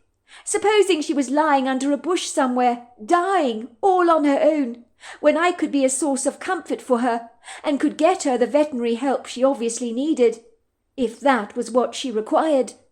Martha was only 12 years old, so she was still relatively young for a cat. My mother had found her lying in our barn, and we had taken her in. She had become a much beloved member of our family. But where the hell was she? I was wearing my dark brown walking boots with thick rubber soles and a powerful non-slip tread, as I trudged down the road, kicking up dirt and mud, carrying a cat basket in my hands. The road was covered with reddish gold leaves, and some of the trees on the side of the road had turned into rich golds, russets and oranges. It was incredibly prepossessing, very beautiful, but made all the more bleak by a grey sky that hung above my head in a shadowy haze that seemed to be threatening rain, or possibly only thinking about it. I know it was late afternoon.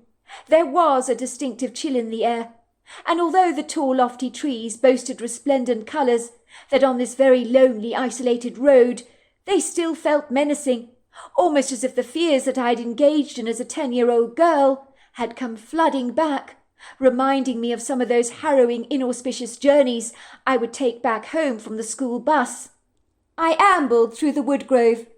Over the years, when the school bus had dropped me off, Martha would come lunging out of the trees on occasion and trot with me all the way home, like a very well-behaved dog. Martha knew the woods around here, as well as other indigenous wild animals in these parts. "Martha! Martha! Martha!" I called, my voice echoing through the woods as I called out her name, the tone of my voice pleadingly urgent. But as there was no response to my desperate cries, I was left with knots in my stomach and a disquietude that hung over me like a thick, murky, oppressive blanket. "Oh, Martha, please God, where the hell are you?" I muttered under my breath. A cool breeze whisked through the woods. The boughs of the trees began to shudder and shake as I trudged down the uneven earthen trails through the wood grove that was liberally scattered with fresh golden leaves and furnished elegantly with ferns and indigenous shrubs. If the sky had been blue on this late afternoon, the wood grove could have been very beguiling, as the soft light of the sun would have danced through the boughs and dappled the foliage in an ethereal shimmering glaze. But not today. Ostensibly it was a dreary, dull, bleak greyness that poked obtrusively through the branches and encroached impertinently on the paths I was navigating, so it all looked oppressively gloomy.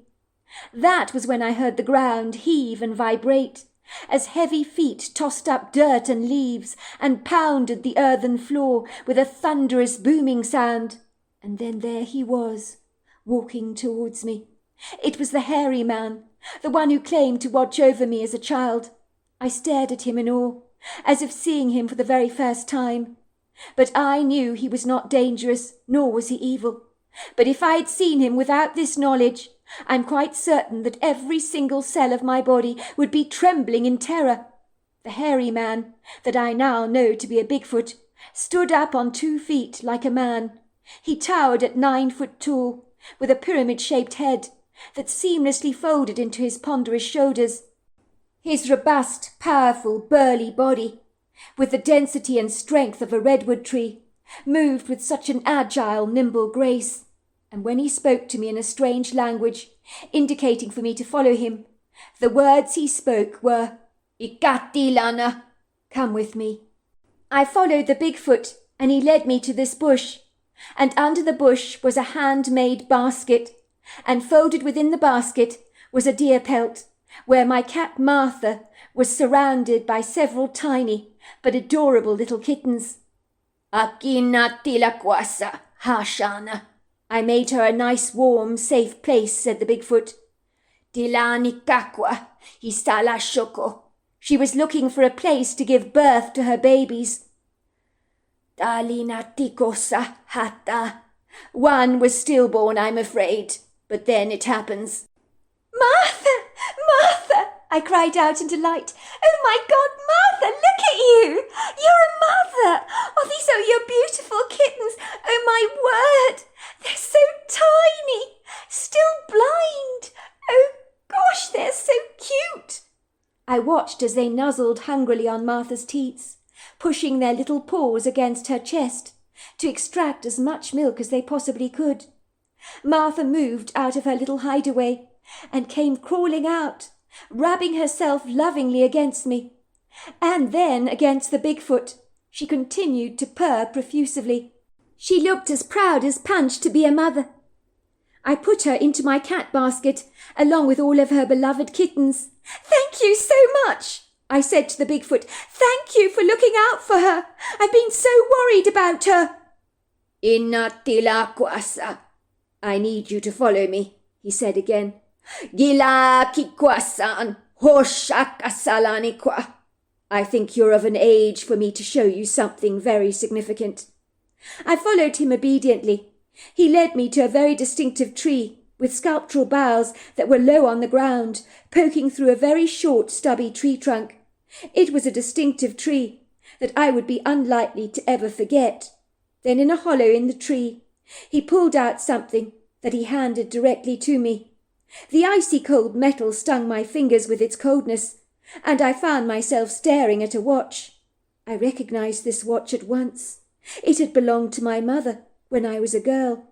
I'd never known her not to be wearing it. I read the engraving on the back.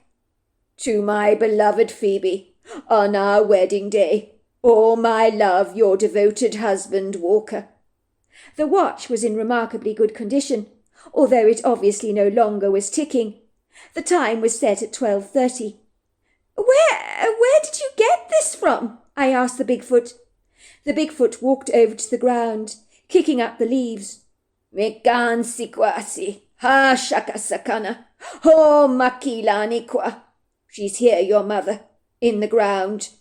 He did not mean to do it. It was an accident. Her remains are in here. But I'm glad to tell you she's at peace. Kila kwikasanakwa, hikila so pashakasana. She's not angry with your father. He didn't mean for it to happen.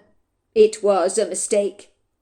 It was in that moment that the memories of that inauspicious windy night when I was a 10-year-old girl came crashing back into my mind, like a powerful tsunami wave, and suddenly everything began to make perfect sense. Perhaps underneath all the layers of my denial, all along, I knew that on that fateful inauspicious night all those years ago, my dad had unpremeditatively lashed out at my mother unwittingly, with tragic, deadly consequences.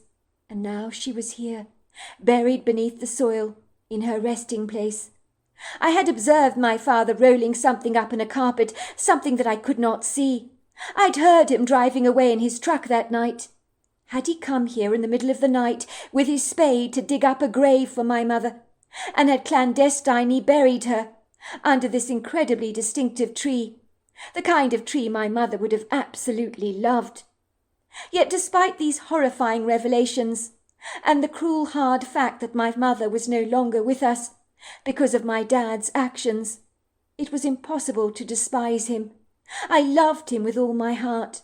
I considered him my hero, and nothing would ever change that, even though I was now privy to the tragic truth of what had actually become of my mother. At last the pieces of the jigsaw were finally beginning to come together. "Are you sure about this?" I asked the Bigfoot. Akilakwasana, hilina tolo bikasa, shakilakwani kokolona, silinatilakwa, okilakasa konolo. I am sure. I know everything that goes on in these woods. I know when a mother doe is about to give birth to her fawn. I know how many squirrels play among the trees, and how many ferns that grow across the valley floor. I know when it's going to rain.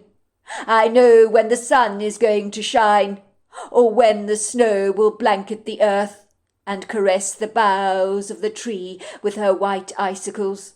I know what animal breathed his last in the woods, and when his spirit left his body.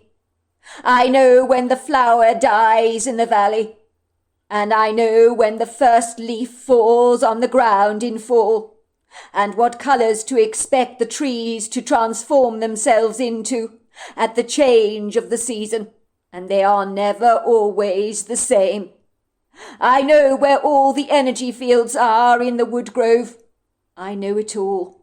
And I know about the gateway between worlds, about the portals and openings that wink at me like eyes, that I see, but you clearly will not. I have accessed them myself, which is why sometimes you might see me one moment and I will be gone the next. Your kind have no understanding of such things or such complexities, for they are beyond your ken. But I know about the fragments that make up our world.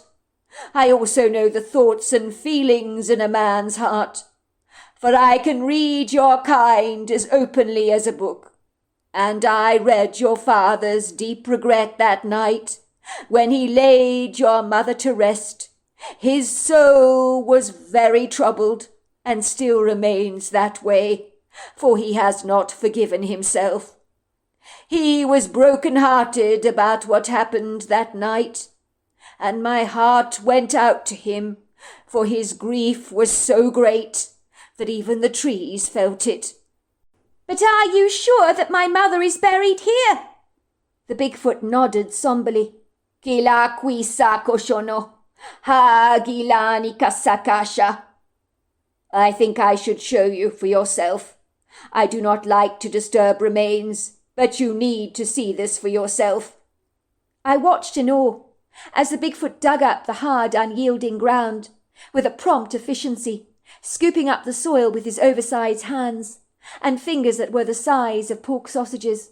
I did not stop him, even though a large part of me wanted him to, but I needed to see for myself that this was indeed the place where my mother was buried, and that she was indeed dead. For years I'd been told that my mother wanted to break from her life. "I'm sure she is alive," I was told. "She's probably in India with the yogis, getting caught up in the free flow of life there. Maybe she will never come back. She's a free spirit, you know." It had been hard to hear my aunt's hurtful words, but I clung to them, believing them to be true. But one thing I did know unequivocally was that I would never, ever see my mother again. The Bigfoot dug the ground effortlessly with his hands, and then from the ground he removed a skull, and it still had attached to it clumps of my mother's very distinctive blonde hair, while soil clung to the skull, along with some gnarled tree roots that had weaved themselves around it like hungry tentacles. The Bigfoot ripped the roots away and handed me the skull. I took it from him and stared at it in disbelief, knowing unequivocally that these were most certainly the remains of my mother. Even Martha, my cat, who was lying in the cat basket next to the grave with her kittens, curiously watched the sombre scene unfold through her green eyes that missed nothing. I ran my hands through the stringy clumps of my mother's hair. It may sound macabre, but it was anything but. In that moment it was beautiful to be reconnecting with my mother again, even if it was in the worst possible way. "I'm so sorry, Mum. I'm sorry about what happened to you that night. But I know it was an accident. Dad would never have hurt you." I handed the skull back to the Bigfoot. "Put it back," I told him, and he did as I asked, with an incredible efficiency that would leave most observers literally gobsmacked. I was certainly spellbound. I watched him replacing the bones in the ground, covering them with the dirt, and he worked so fast, replacing the soil neatly, patting it down firmly with his feet, covering it with some of the fallen autumn leaves, so that the ground looked as if it had never ever been disturbed. Gila quisa, ila Nicolo patisa, iko jagana qui. "Don't be sad," he said to me. "I think you always knew she was gone. You just never admitted it to yourself. But she is at peace." He patted me gently on the back and accompanied me all the way back home, like he'd done when I was 10 years old. He watched and waited for me to enter the house, carrying the cat basket in my hands.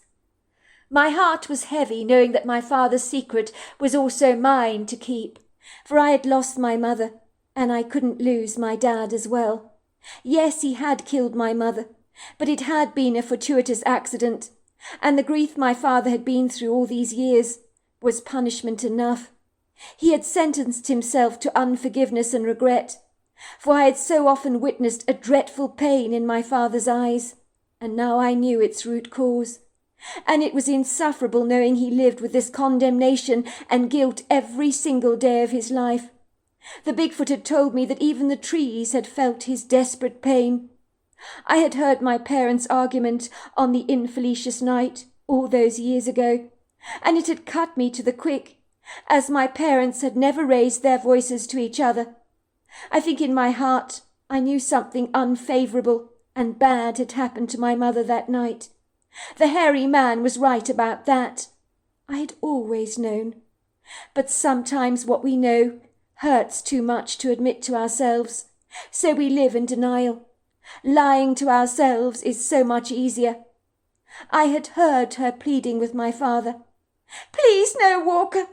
And then I had heard a tumble, and everything had grown so very quiet, that discomforting quiet that would leave chills crawling down my back, because I probably knew, way back then, that she was gone, her untimely death that none of us had seen coming. 10 years later. "How's he doing?" I asked my Aunt Teresa. My aunt's face was ashen, her skin drawn and pinched. "Not good," she said, her voice sounding hoarse. "It's not long now. He's asking for you, sweetheart." My father lay back on his bed, his head lifted up on the goose-down feathers, his body thin, emaciated and frail, with waxy white skin clutching his bones so tightly, like leather. My father looked up at me from beneath the hollows of his sunken eyes. He was all but a shadow of his former self, with his hands like pigeons' claws. He then patted the bed. "There you are, my sweet princess. I need to talk to you about something. It's about your mother." I reached out and squeezed my father's hands. "I know, Dad. I know what happened that night. I know she's buried in the woodgrove." "You know? But I don't understand. How can you know that?" "It doesn't matter, Dad, how I know. It happened. You would never hurt a fly. You adored Mother. I know that. I remember your relationship very well. It was a dreadful accident. An accident that you've had to live with all these years. I can't imagine what you've been through. It must have been insufferable for you." "But your mother was right. I mean, we had an argument that night, and had things not got so out of control, then things would be fine and your mother would still have been here. She was right. I was too controlling, far too insecure. I should have allowed her to have friends. Your mother wanted friends, and I denied her her heart's desire. What kind of a monster does that make me? I never even laid a finger on your mother, but that night, oh, that night I was so angry with her, so incensed by her words. They provoked me so much. I put my hands around her neck. She cried out to me, 'No, no!' Of course I wasn't going to wring her neck, not really. It was just an action that I wasn't going to bring to fruition, of course. But your mother looked terribly afraid. And then, the next thing I knew, she fell backwards. She hit her head against the mantel. And when she fell back on the floor, blood pooled from beneath the back of her head. I knew she was gone.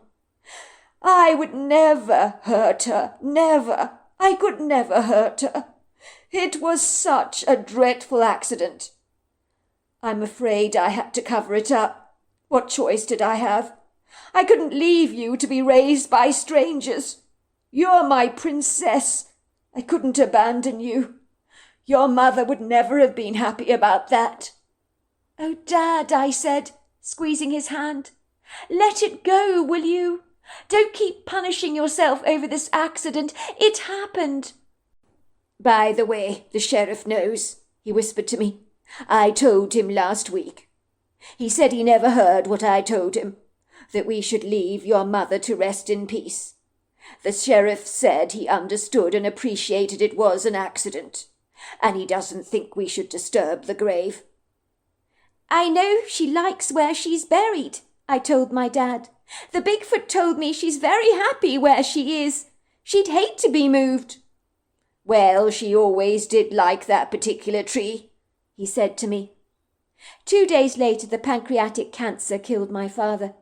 I always believed the cancer was brought on by his guilt, but all these years later, I do hope he's at peace with my mother. I know I am, thanks to the reassuring words of my Bigfoot friend, who wisely said to me, Gila quisa kashana, iloko polina casa, ha gila quikonolosha, sila kikolono. Your mother is at peace and happy, and you must likewise be the same. For no good came from indulging in regret of any kind, for what is written cannot be unwritten. So move on to write the next chapter of your life. That is what we all must do. So there we are. That's my story. Dear Sarah, and all your lovely listeners, when I was between the ages of 4 and 7 years old, I did seem to have some curious supernatural experiences. But by the time I was 8, this idiosyncratic gift of second sight faded quite abruptly, which was probably a good thing, as I'm quite sure the kids at my school would have found me strangely quirky if I claimed to see things that they clearly could not. So I am glad that the gift never really stayed with me indefinitely. I am most sure I could have ended up having a very lonely childhood, as kids can be cruelly ostracised if they don't conform to traditional childlike stereotypical behaviours, and many of the seasoned mothers at the school I attended, I suspect, would probably have ensured their children did not play with me if they thought I was an oddball or was exceedingly weird. They wouldn't want their kids to be tarnished with that weirdo brush. Children find school tough enough as it is. They don't need to have incongruous nonconformist friends that will set them apart from the other kids at school and make it increasingly difficult for them to fit in. Suffice to say, it can so easily open the door to being bullied or teased, which is something I'm thankful never happened to me. My mother thought that I could have acquired this unusual but short-term psychic gift because I had died for a couple of minutes when I was 2 years old.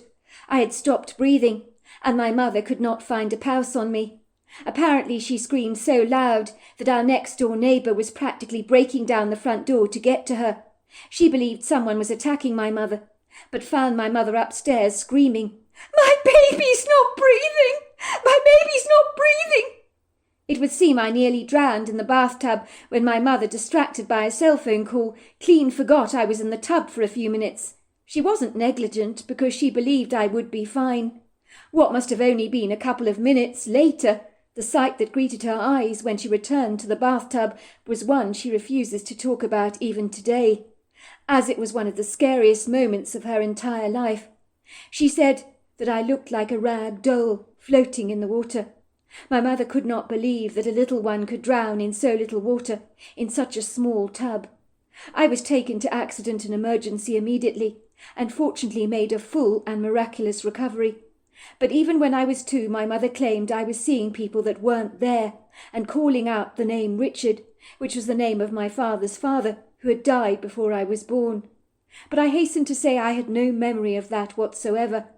One of the most indelible, rather extraordinary memories of this rather bizarre gift of mine began after me and my mother had been visiting Peggy Jo in hospital.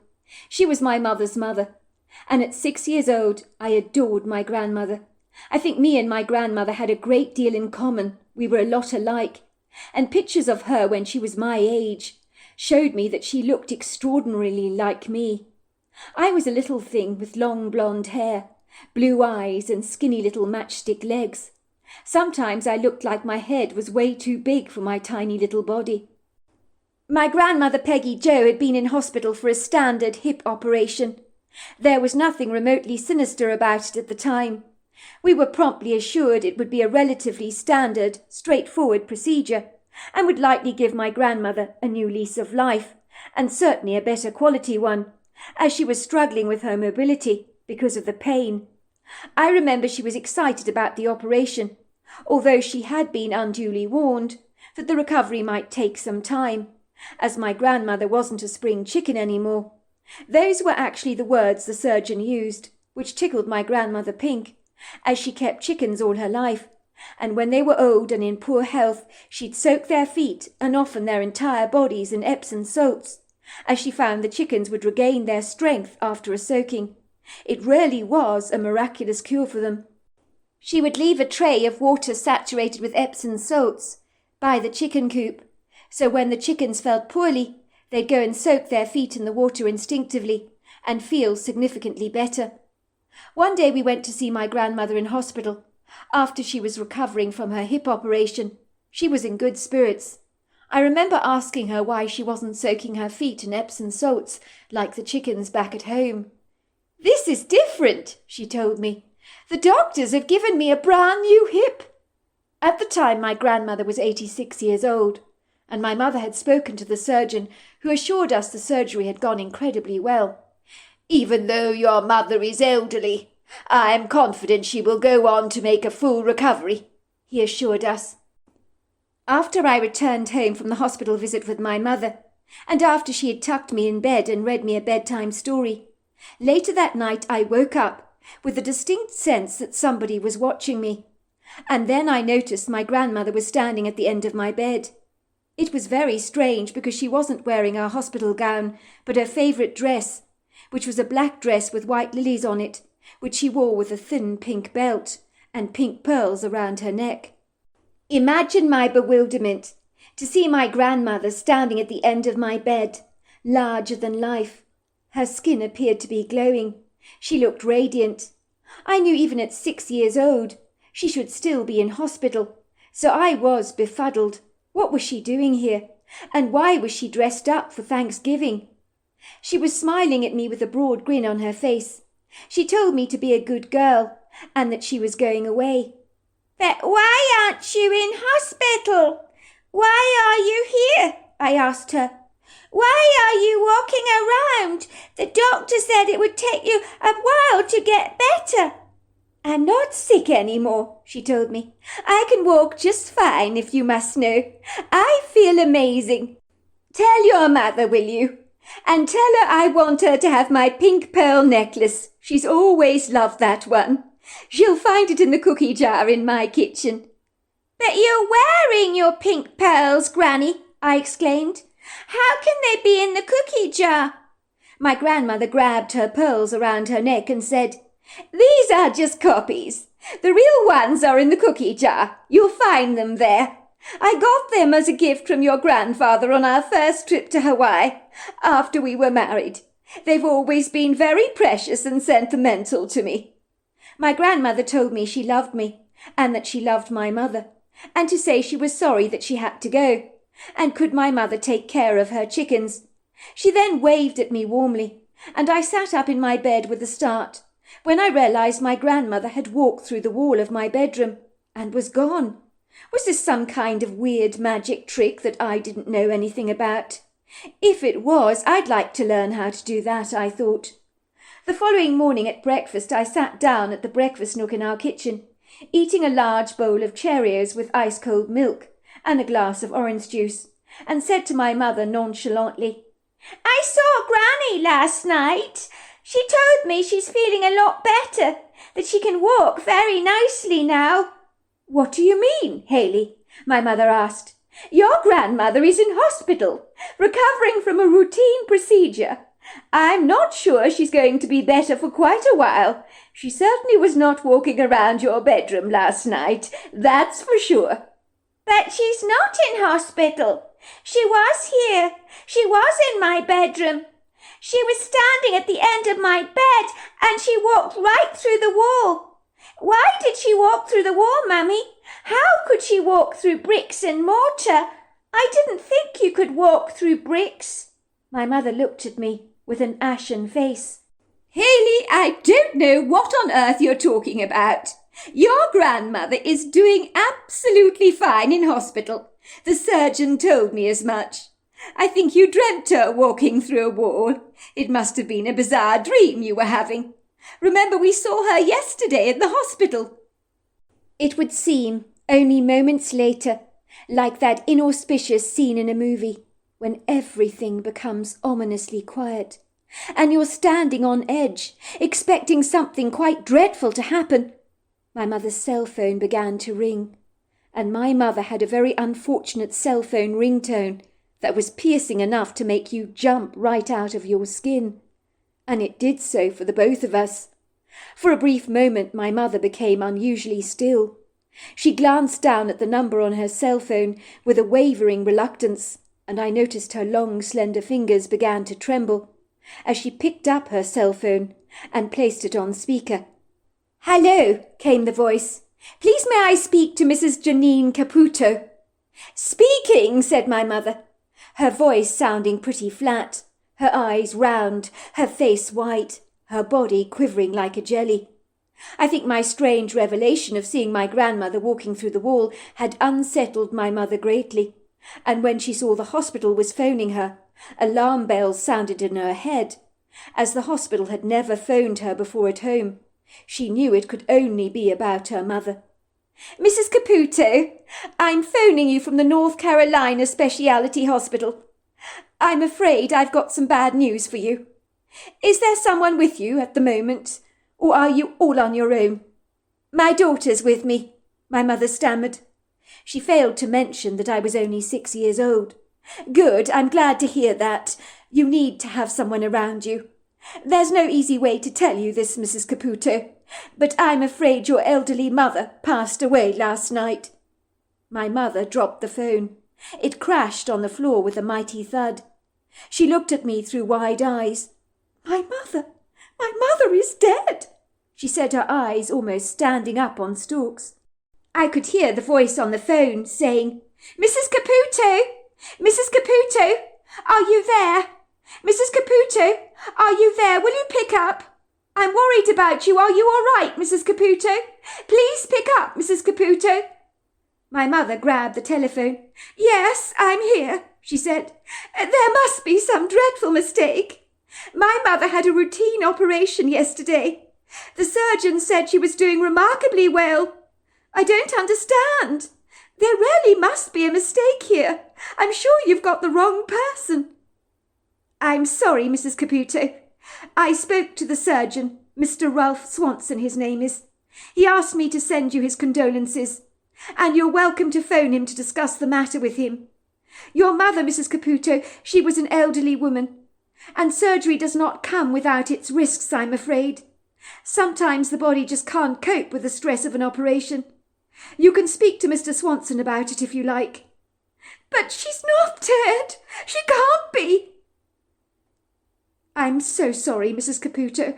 I don't know what else to say. As I was telling you, please give Mr. Swanson a call. I'm sure he'd like to speak to you."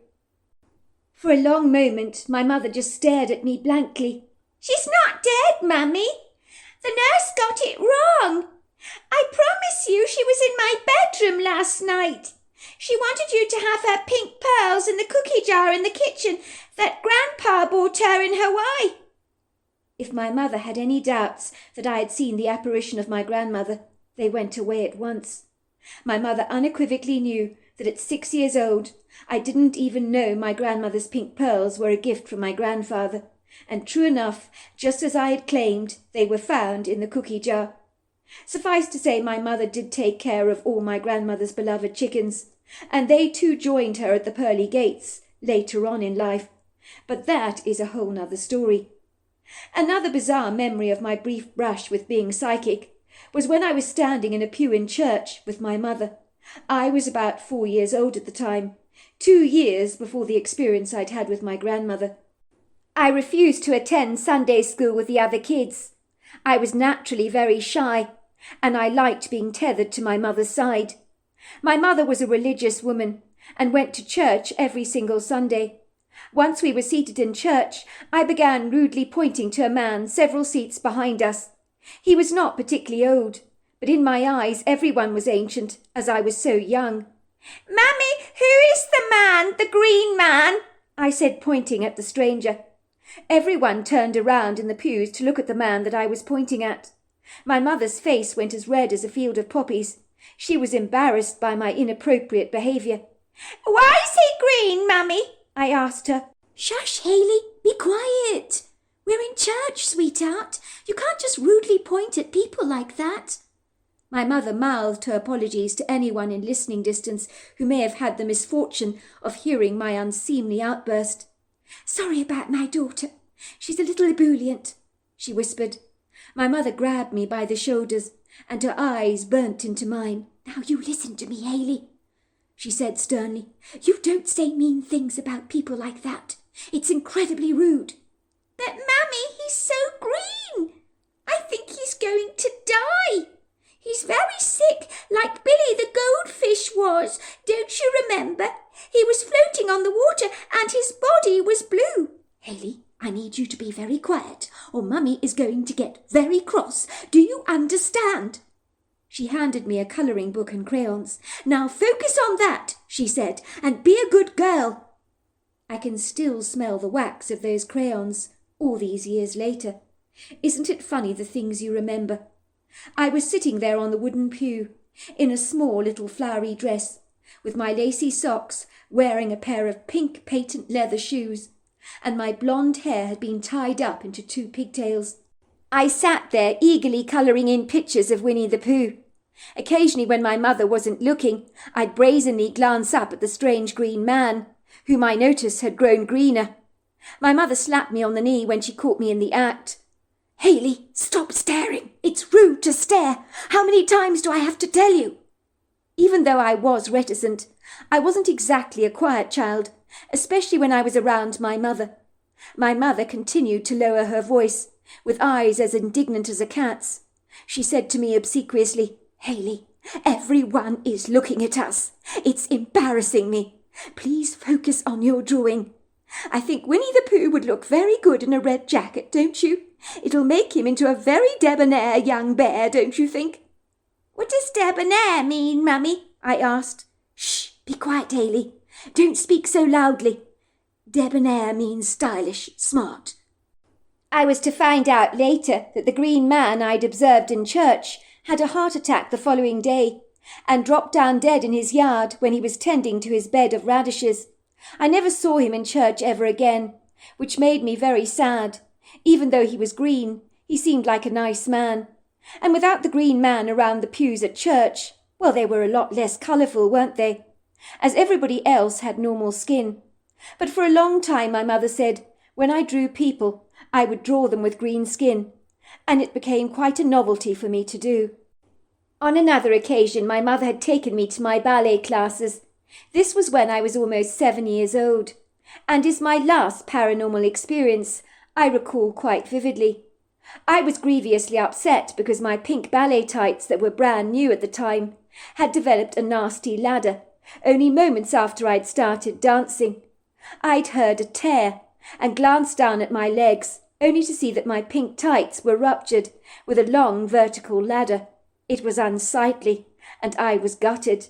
I felt so pretty in my little tutu skirt and leotard, but my ruined tights had messed up the whole look and made me feel very conspicuous, like the ugly duckling in Swan Lake. When my mother, who was watching the ballet class, saw what had happened to my tights, she was shaking her head indignantly. She walked me back to our car. After my ballet lesson was finished on our journey home, my mother was going on and on about how inferior the quality was of products nowadays, and how ridiculous it was for a perfectly new pair of tights to just ladder like that. "They don't make things like they used to in the olden days. This would never have happened when I was a girl," she told me. I remember we were driving home after the ballet class, and before long she was speaking on her cell phone to the ballet shop in town. "Yes, that's right. This is Mrs. Caputo speaking. I purchased a pair of pink ballet tights from your shop yesterday. My daughter, she's only 7 years old and is very slender, well, actually she's skinny, wore them in her ballet class this afternoon. And 2 minutes of dancing, then they were laddered. Now, quite frankly, I am totally appalled. What do you have to say about the poor quality of your merchandise?" "I'm sorry, ma'am, but that is hardly our fault. Your daughter must have snagged them. Maybe she was a bit rough with them. You know what kids can be like. Hardly our fault. We don't take responsibility for items of merchandise that have been badly abused. I'm sorry, but we don't. I think you will find it is your fault. I don't buy my daughter ballet tights for them to rupture like this, when she merely tweaks her legs. It proves that the product is inferior and very badly made. I would like a full refund, please. I'm sorry, ma'am. We don't refund you for damaged goods. We're not responsible for ladded tights. Who am I speaking to? My mother asked. I'm one of the shop assistants here. My name is Valerie. Valerie, may I please speak to your manager at once? There is no need, said the young lady obstinately. If there are any problems with the merchandise, people always speak to me. That is not good enough, young lady. I need to speak to your manager at once. There was a delayed hesitancy on the line, the sound of muffled voices in the background, and I heard the young lady saying, "Difficult customer." Finally a woman's voice answered, "Mrs. Blundell speaking, from Pretty in Pink Ballet Shop. I understand there is a bit of a problem. How can I be of help?" "Hello, this is Mrs. Caputo. I would like to exchange my daughter's pink ballet tights. I brought them yesterday, and 2 minutes in her ballet class they laddered. Now I'm sorry, but that should never happen." My mother was about to have a blowout with Mrs. Blundell, when the woman said very sweetly, "Not a problem, Mrs. Caputo. Bring the tights into our shop, and we will replace them with a new pair for you, or give you your money back, if that is agreeable." "Thank you very much," said my mother. She turned around to me and smiled. "All that fuss about absolutely nothing. Now don't be sad, sweetheart. It's been sorted out. They're going to replace your pink tights for you. Now won't that be nice?" I nodded my head. "I'm very glad to be getting a new pair of tights," I said, and I really was. I certainly didn't want to be ungrateful. But now I was staring bleakly out of the passenger side window, which was covered with a scattering of fat raindrops. Oh dear, look, it started to rain," my mother had said. I was feeling very downcast, because I knew I wouldn't be able to ride around on my small bicycle that my mother had brought me for my birthday when we got home, because it was now beginning to bucket down with rain. It looked like the rain was here to stay, and had married the entire afternoon, and possibly had booked out the evening. It began to shoot down so furiously fast, without apology. The pewter grey sky looked ominously threatening, as the light of the day was cruelly expunged. It had all happened so quickly. A few harmless raindrops, followed by streams of spirited water, which unabashedly spurted through the clouds with a powerful ferocity, like that of a car wash. My mother's frantic windscreen wipers worked a dime to a dozen, but they were defeated by the irrepressible deluge. You couldn't see a thing through the windscreen, and that was very scary. I could hear a terrified panic in my mother's voice, as the intimidating, unbridled tsunami of water had thrust itself impertinently upon the road, and the torrents of water began to swell up like a river. My mother's tires lost traction and went skidding precariously all over the place, as the car navigated its way treacherously through all this water. My mother was holding her steering wheel so tightly that her white knuckles were glaring obtrusively through the skin. "Oh, my God!" she wailed. "Oh, my God! This isn't good! This isn't good! We need to stop somewhere! I can't see a bloody thing outside this window! It's a complete nightmare!" My mother was whispering to herself, and she told me later she'd been praying. I could sense we were in trouble, and for the first time in my young life I was incredibly frightened. It was like all the cars on the road were playing a macabre game of blind man's buff. In the pit of my stomach I knew something bad was about to happen, and the sense of foreboding slapped me across the face like an icy cold hand. I remember I bleated like a sheep and said, "Ma'am! Ma'am! Ma'am!" for no other words came out of my mouth, as they were knotted up in a tangled confusion, like the socks in a washing machine. My mother was driving very slowly, barely inching forwards in the car. We could see nothing beyond flashing lights of someone's headlights. The weirdest part of this whole very distressing nightmare that unfolded before us in a horror movie is that some shameless, unscrupulous drivers, in these treacherous conditions, when you couldn't see a single thing ahead of you, whooshed past us on the road, as if skating on a slippery ice skating rink, all clearly assuming that they were invincible. Moments later we heard it. the ill-fated, prescient crashing sounds of metal against metal. It was the most horrifying sound I have ever heard, that is seared in my memory like an octopus on a fisherman's spear. The objectionable, clamorous, banging, crashing sounds turned my blood icy cold. My mother wisely stopped her car, and through the misty void created by a large curtain of water pounding down in front of us, we heard the intrusive roaring sound of fire engines, policemen and ambulance sirens piercing through the foggy abyss that stretched before us. The vaporous blur of foggy condensation on our windscreen cleared away as the cheerless rain softened her cruel blows, rather like a hosepipe on full blast being finally lowered to a more gentle trajectory. I remember through the globular raindrops that spattered over our windscreen, I saw people like hundreds of carpenter ants emerging on the scene of the accident, as if from nowhere. People behind us had stopped their vehicles in the middle of the road and were stepping out of their cars, rushing towards the disaster.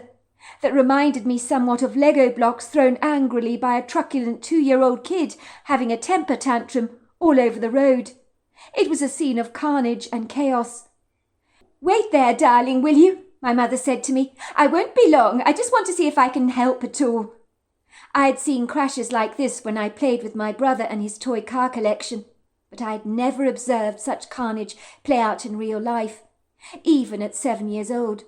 It left a marked, indelible impression on my mind that I have never forgotten. I think there were 8 cars in the collision. 2 of them were lying upside down. Other cars had smashed into each other quite badly, but it was one car that was so bad it grabbed my attention at once. It looked like a Coca-Cola can that you have trampled on so hard, so that if anything was inside it, it would have been crushed to smithereens. Even though people were flying around the place and policemen were trying to get people to go back to their cars, my eyes remained steadily focused on the crushed, completely flattened car. That was when I saw her. She was wearing jeans and a pink cashmere sweater with pearl buttons on it and white sneakers on her feet. There was blood stains all over her pink sweater and smeared across her face. She looked as if she'd had a nosebleed of some kind. She looked to be in her early 20s. She walked out of the car and I remember my mouth dropped open. How does anyone walk out of something that is so decimated? It made no sense to my 7-year-old brain. For a while she stood there watching the drama unfold, with an apathetic indifference, and then I watched the fire brigade using the jaws of life to rip open the flattened car, and the very same woman who was standing outside the car, watching the accident, was being evacuated from the car. But the body I saw being retrieved was like a squashed insect that someone had trampled on with a heavy boot, and was soaked in crimson blood. It was the same woman with the cashmere pink sweater. How could that woman be lying on the gurney, but also standing outside the smashed car, watching the accident at the very same time? I observed 2 of the ambulance men shaking their heads sadly, while the woman's body was covered with a white sheet. I could not make sense how one version of her was crushed up and motionless, and the other version of her was staring down at her bungled-up body, with so much detachment. I could see people being covered with blankets and some people placed on stretchers, or being taken to the hospital. I remember my mother was getting into the car, and she sank into her seat and burst into tears. "That could have been us, Haley. We could have been involved in that dreadful accident. Oh, my word! And all that fuss I went through about pink tights. Goodness gracious me, what am I like?" I was wondering why my mother was so upset. We were not in one of those bashed-up cars. Should she not be happy?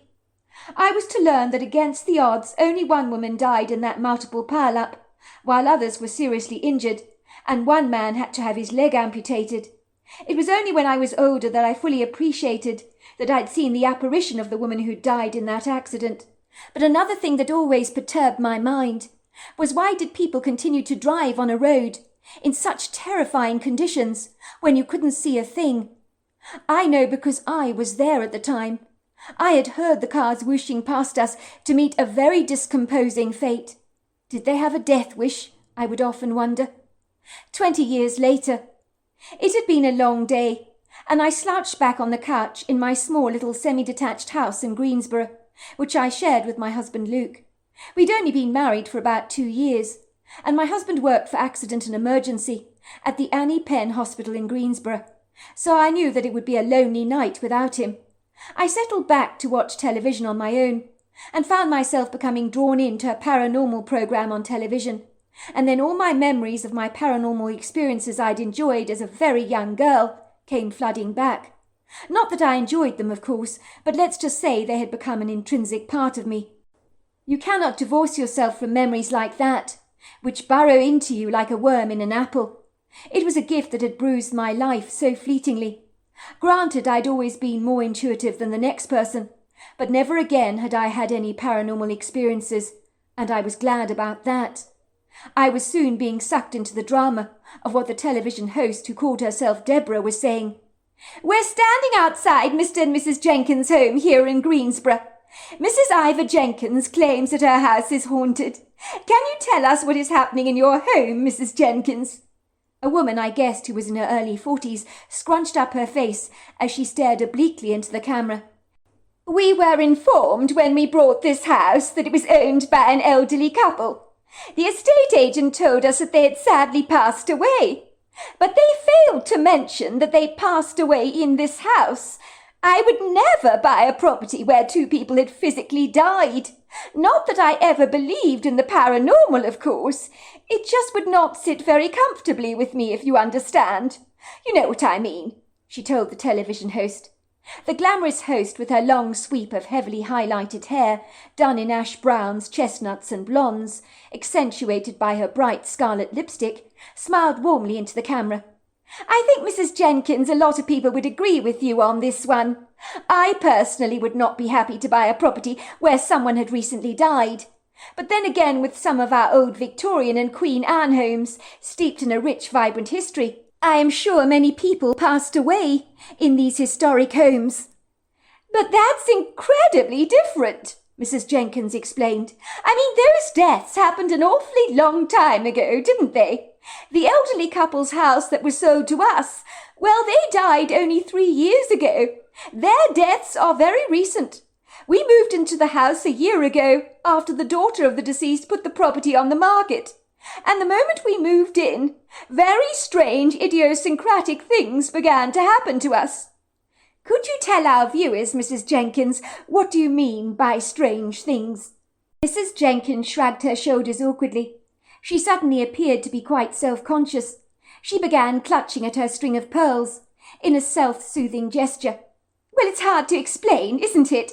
I mean, from the very beginning, the moment we moved in, well, I felt as if I was imposing on somebody else's space, like I was a guest in the property that we'd bought. It was an uncomfortable feeling. I couldn't shake it off very easily. It felt like we were most unwelcome in our new home. The last time I felt like this was when I was in my early 20s, and I was staying at my best friend's home for a few weeks. And her mother clearly resented my presence in her house. Let's just say, even though she never said as much, I could feel that she didn't want me there. That's exactly how I felt when we moved into this property." "That's very interesting, Mrs. Jenkins. So you picked up on a negative vibe, a feeling of being very unwelcome." "Oh, believe me, Deborah, I did. From the moment we moved in, I regretted buying this place. I doubted that I could ever make it feel my own. Now, my husband assured me I was being totally ridiculous. My husband, now don't get me wrong, I love him to death, but he's got the skin of a rhinoceros. He can put his toe in a hot bath and barely notice it's even hot. And he could sleep with sharp needles in his bed and not feel the pinpricks. So, of course, my sensitivity to the place did not go down very well with him. He thought me and my 12-year-old son, Ethan here, were just imagining things. But we were not imagining anything." "So this is Ethan, ladies and gentlemen," said the host. A bashful, shy-looking boy with a long mop of brown hair looked at the reporter shyly. "Are we on television?" he whispered earnestly. "Yes, we are," said Deborah. "But don't be shy, Ethan. The camera won't bite, and our listeners are very interested to hear what you have to say about the paranormal activity going on in your home. Did you also feel unwelcome when you moved into this property?" The boy nodded shyly into the camera. "Well, the man who used to live in this house, He was very angry that we moved in. He wasn't happy at all. He told me it was his house and not ours, and that we needed to leave and get out. He was always shouting and waving his arms around. When did this happen, Ethan? Well, it happened all the time. In the end, I had to sleep with the light on in my bedroom because the man did not come into my room when I left the light on. He was very scary, always screaming, "Get out of my house!" He had a booming voice, you know. So you're telling us you actually saw the ghost of Mr. Gupta, the previous resident of the home. I gather that was his name. All the time, said Ethan, staring into the camera nervously. He would stand at the end of my bed, but his face was very contorted. Do you know what I mean? So, Mrs. Jenkins, tell me, did your son Ethan here tell you about Mr. Gupta's nightly visits to his bedroom? Oh, yes, he did, all the time. And I believed him, because I felt that man around. On occasion, I could feel him breathing on my neck. Things got significantly worse, when sometimes things were thrown at us from around the house. I would be in the kitchen, and a knife from the butcher's block went flying across the wall. Things were thrown at us all the time, and on one occasion I was actually pushed down the stairs. It's a jolly good job I didn't break an ankle or something. Ladies and gentlemen, we are witnessing what it is like to live in a home where the previously deceased owners are not happy with your presence. Today we have a paranormal team moving into the house for the night, while the owners are away, to see if we can pick up any recordings of Mr. Gupta. I was glued to the programme. I watched the entire thing from start to finish, and it would seem the disembodied voice of Mr. Gupta could be heard on some of the recordings saying, "Get out of my house!" And one of the researchers claimed to have been pushed violently hard by a pair of strong hands. I don't know whether this programme was a little peek or preview, if you like, on what was soon to happen to me. Was it a nudge from the other side, preparing me for an outlandish experience soon to splash itself on the canvas of my life, like a great big blotch of red paint? I could not be sure. I had decided that me and my husband should spend our second anniversary celebration in the heart of the North Carolina countryside, not too far from our urban home in Greensboro. My husband worked in accident and emergency, and did not want to be stuck in a car driving for hours on end to get to another destination, when here in North Carolina there are many treasures to be found. We have sprawling countryside, alpine meadows, wood groves of tall lofty trees, lakes, streams, waterfalls, and a plethora of indigenous wildlife.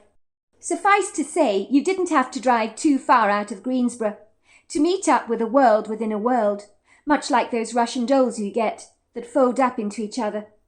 I believe with a hectic work schedule, Luke wanted to unwind and relax, so an adventure not too far away from home would mean little travelling time, and that's a huge plus.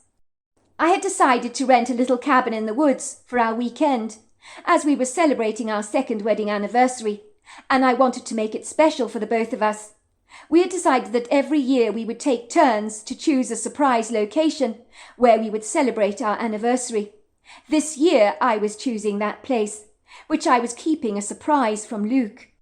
I was searching industriously online, and I stumbled across this enchanting little cabin. It looked like a treasure. It was practically winking at me from the computer screen. My face broke out into a triumphant wide smile. This would be the perfect place for the two of us. I just hoped it wouldn't be too expensive. The caption read, "Fancy a fabulous weekend away in a fully kitted out romantic cabin with large open fireplaces and sumptuously cozy decor, where you'll be surrounded by trees and serenaded by wildlife. If so, give Pippa a call on 55673912. "Hello, Pippa speaking," came the voice at the end of the phone. "Hello, Pippa. I'm calling about your cabin in the woods that you advertised online. I was wondering if it's available for this weekend." "You're joking, right?" said the woman. "You have to book the cabin weeks in advance. I'm afraid we're booked up until the beginning of next year." Pippa took down my details in case there was a cancellation any time during the year, which she assured me was unlikely to happen. I remember my heart plummeted as I returned to the computer to research for an alternative place to celebrate our anniversary.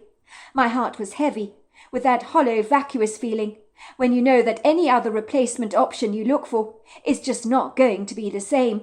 Like having to pick the chocolate eclairs in the bakery when your eye has been on the Boston cream pies all along, but they've all been sold out, so you're going to have to resign yourself to settle for something that you never actually wanted. I felt so defeated. Nothing measured up to the cabin I'd seen online. What was I thinking? I shouldn't be surprised that such a fabulous-looking place would be booked up months in advance. I should never have expected a place like that to be available at a moment's notice. I was consoling myself with some soothing, positive self-talk, but the bitter disappointment I felt was all-consuming, and I found myself clicking through all the places online with less than an enthusiastic focus.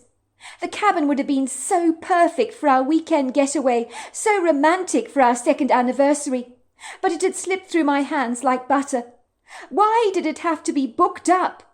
All of a sudden my cell phone rang quite abruptly. I glanced down briefly at the caller ID, and I recognised the strange phone number. It was the woman I'd spoken to moments before, calling me back. My heart began to pound excitedly in my chest. If Pippa was phoning me, this had to be a good thing, surely. "Hello," I said. "Hello there, is that Haley? It's Pippa speaking. I spoke to you only a moment ago. I honestly don't know how to explain this to you, but we've had a last-minute cancellation for the cabin this weekend, and that never happens. Do you have a magic lamp or something with a genii that you've been rubbing very hard?" she teased. "For some reason it seems serendipitous, I think. You're meant to obviously stay at the cabin, if you still want it, of course."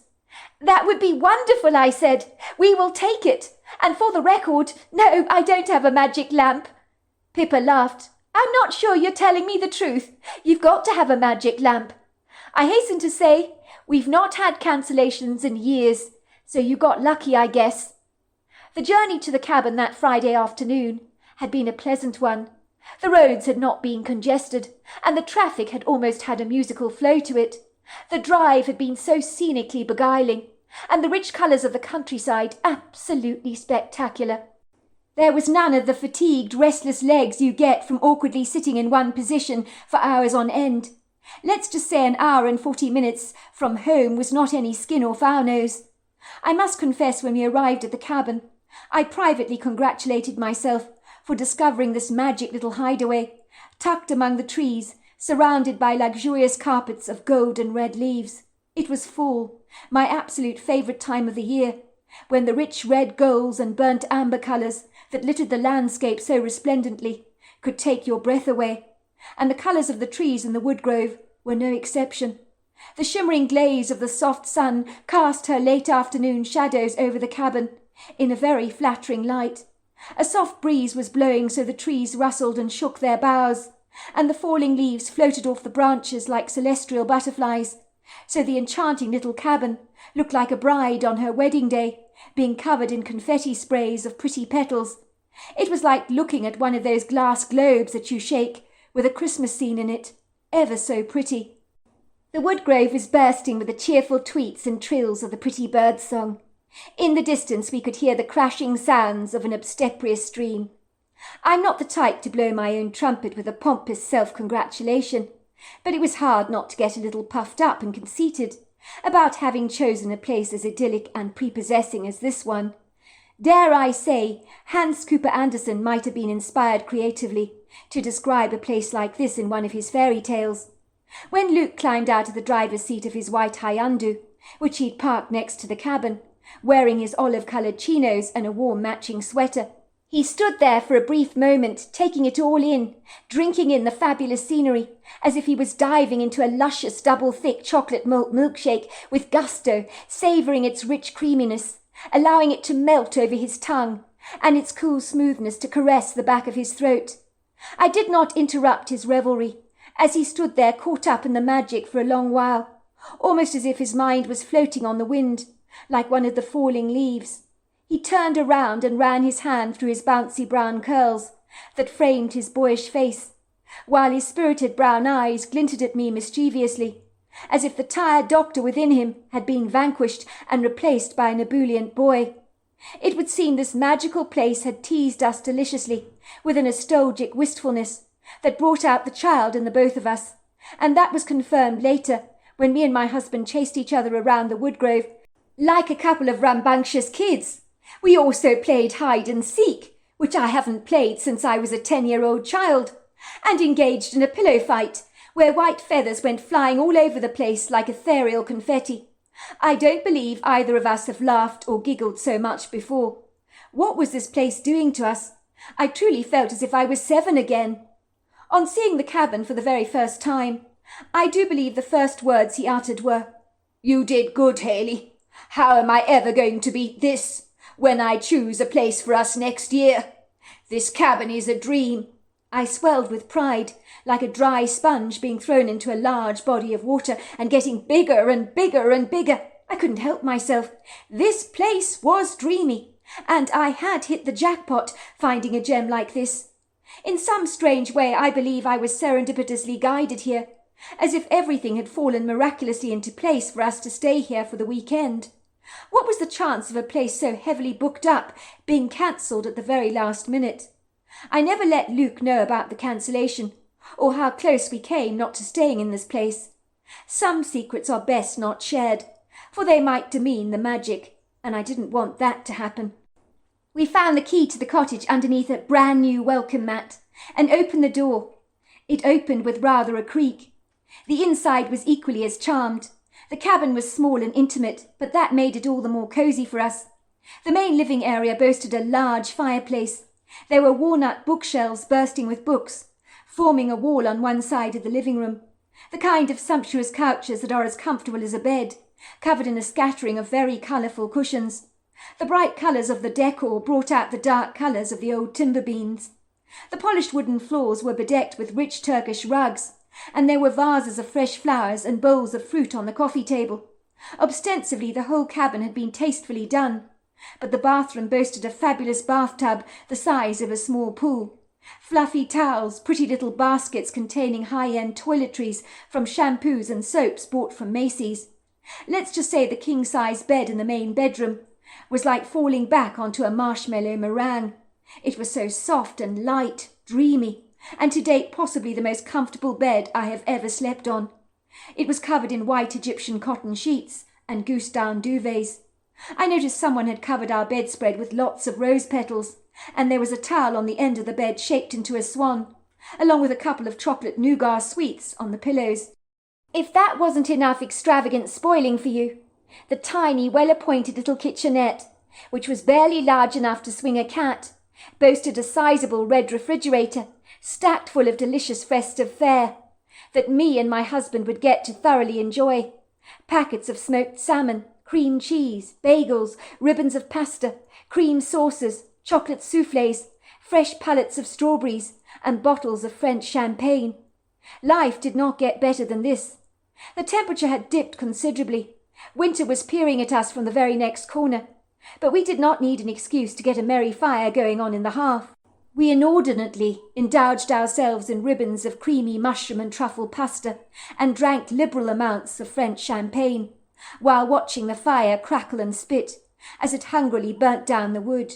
Isn't it amazing how cosy you can be, snuggled up under a blanket by a fire, drinking French champagne, and feeling no need to talk, for the mere utterance of words would do much to spoil and sabotage the tranquillity of such a blissful moment.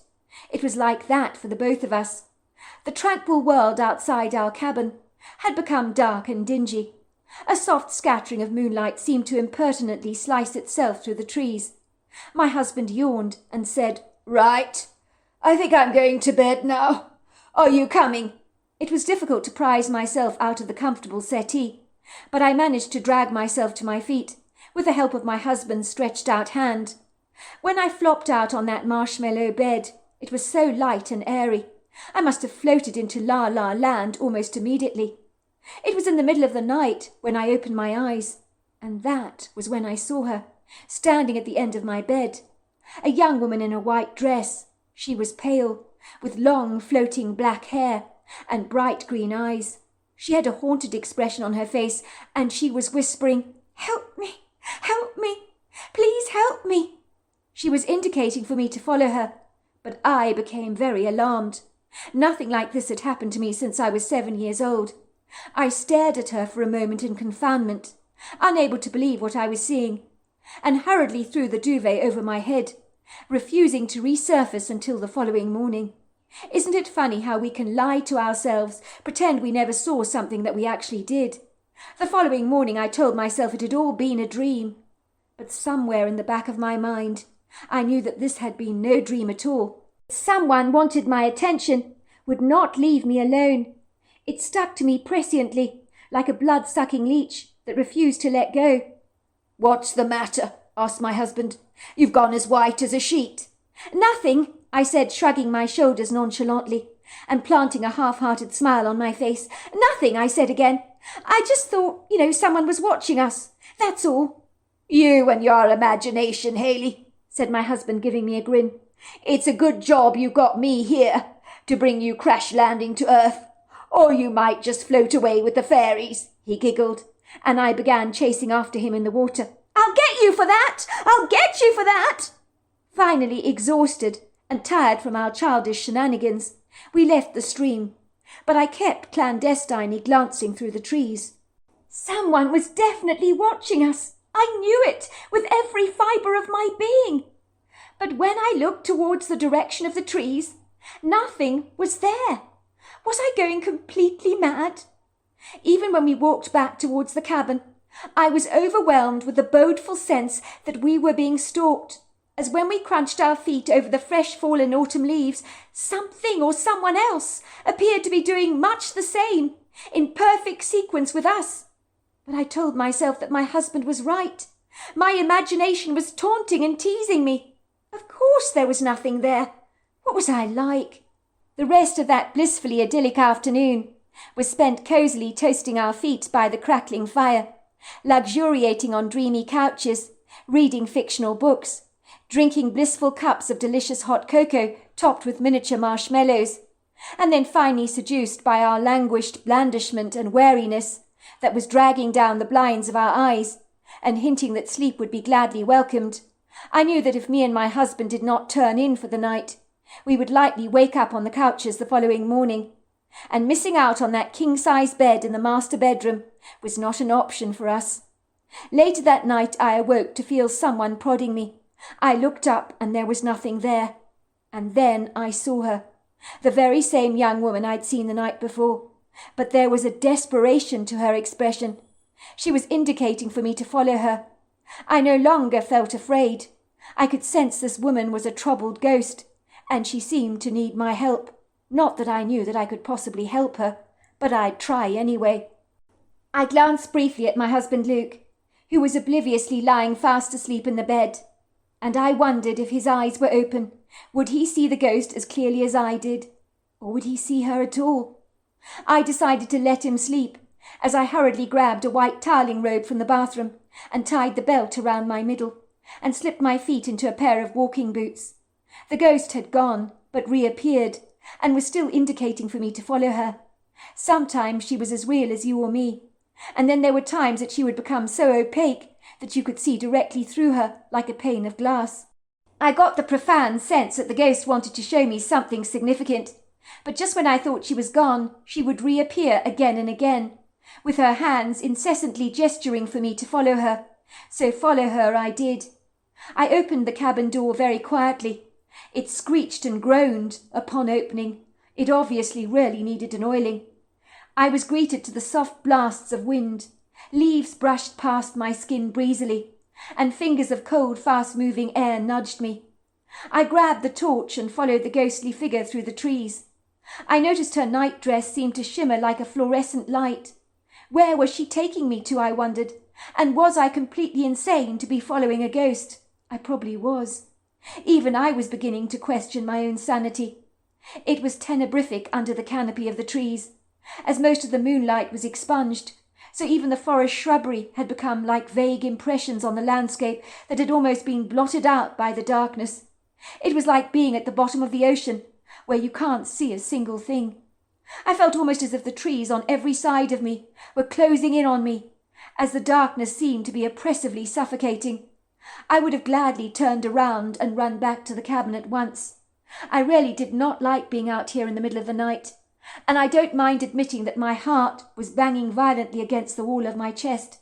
The forest at night felt bodefully menacing, very menacious.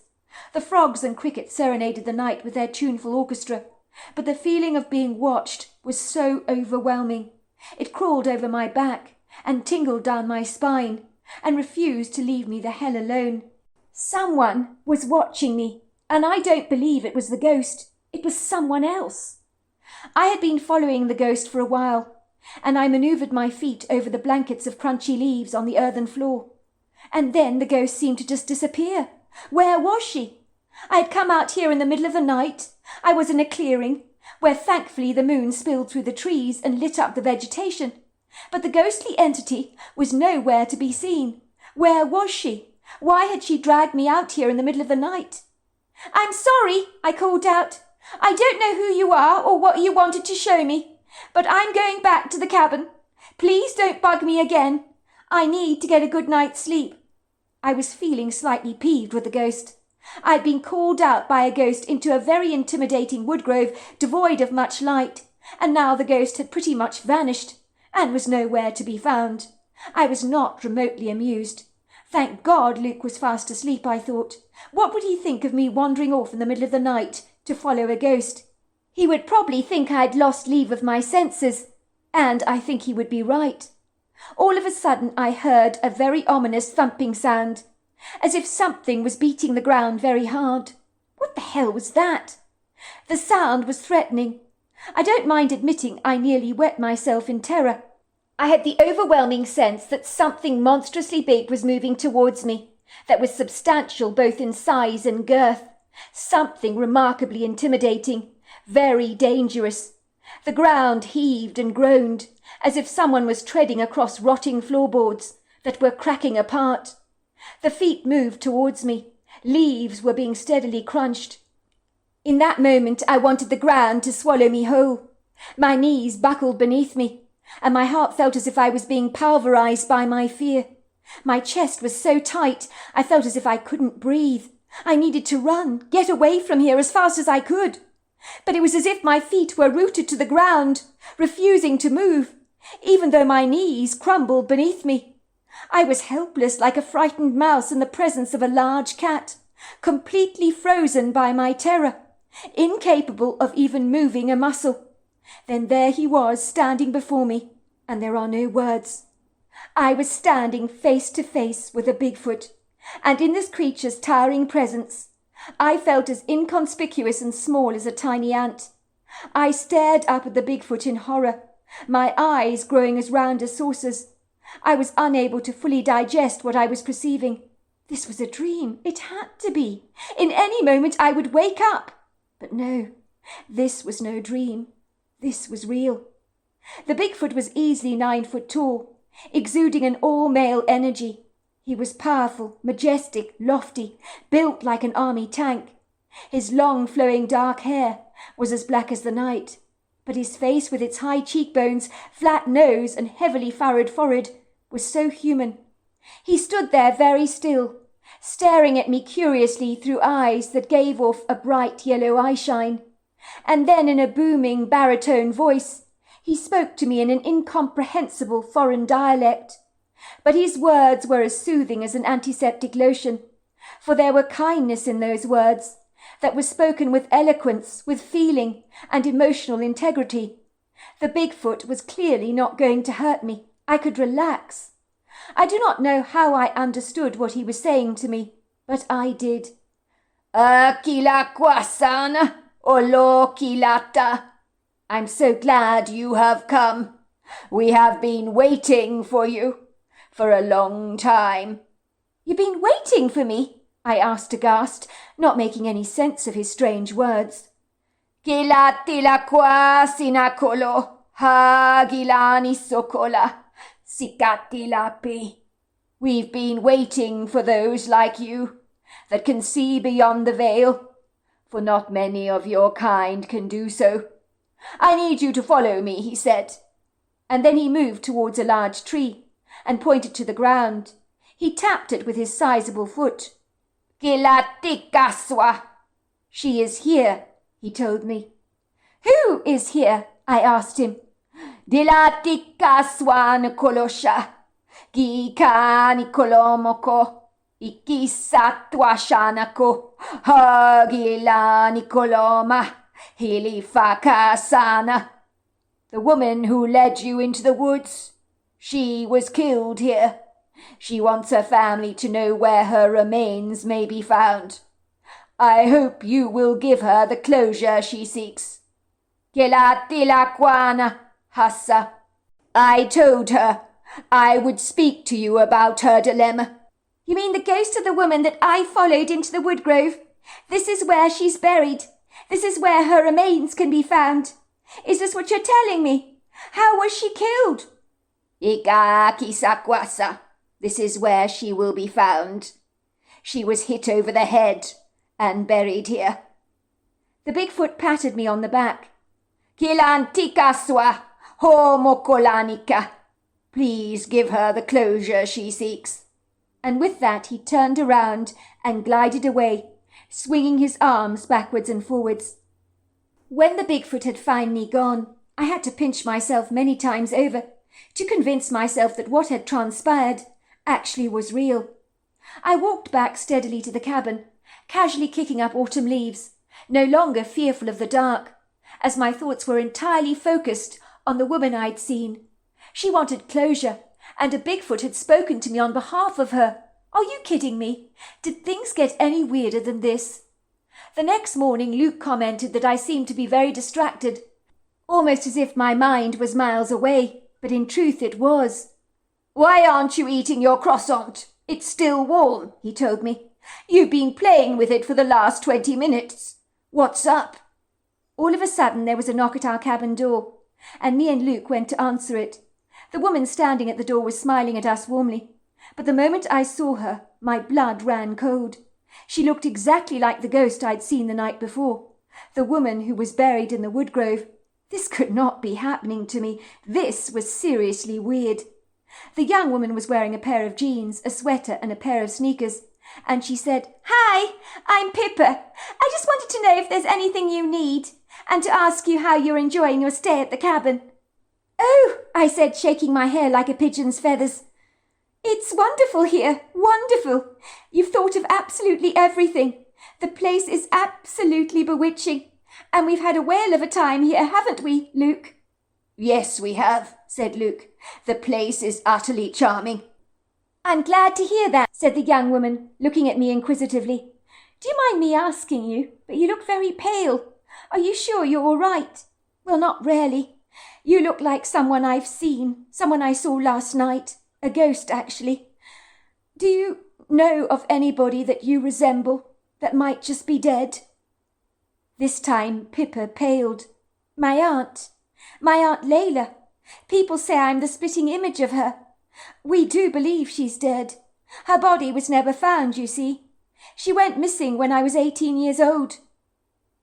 "I know this sounds strange, what I'm telling you," I said. "When I was younger, I could see dead people. I thought I'd lost that gift. But your aunt's ghost, well, she appeared to me last night in the cabin.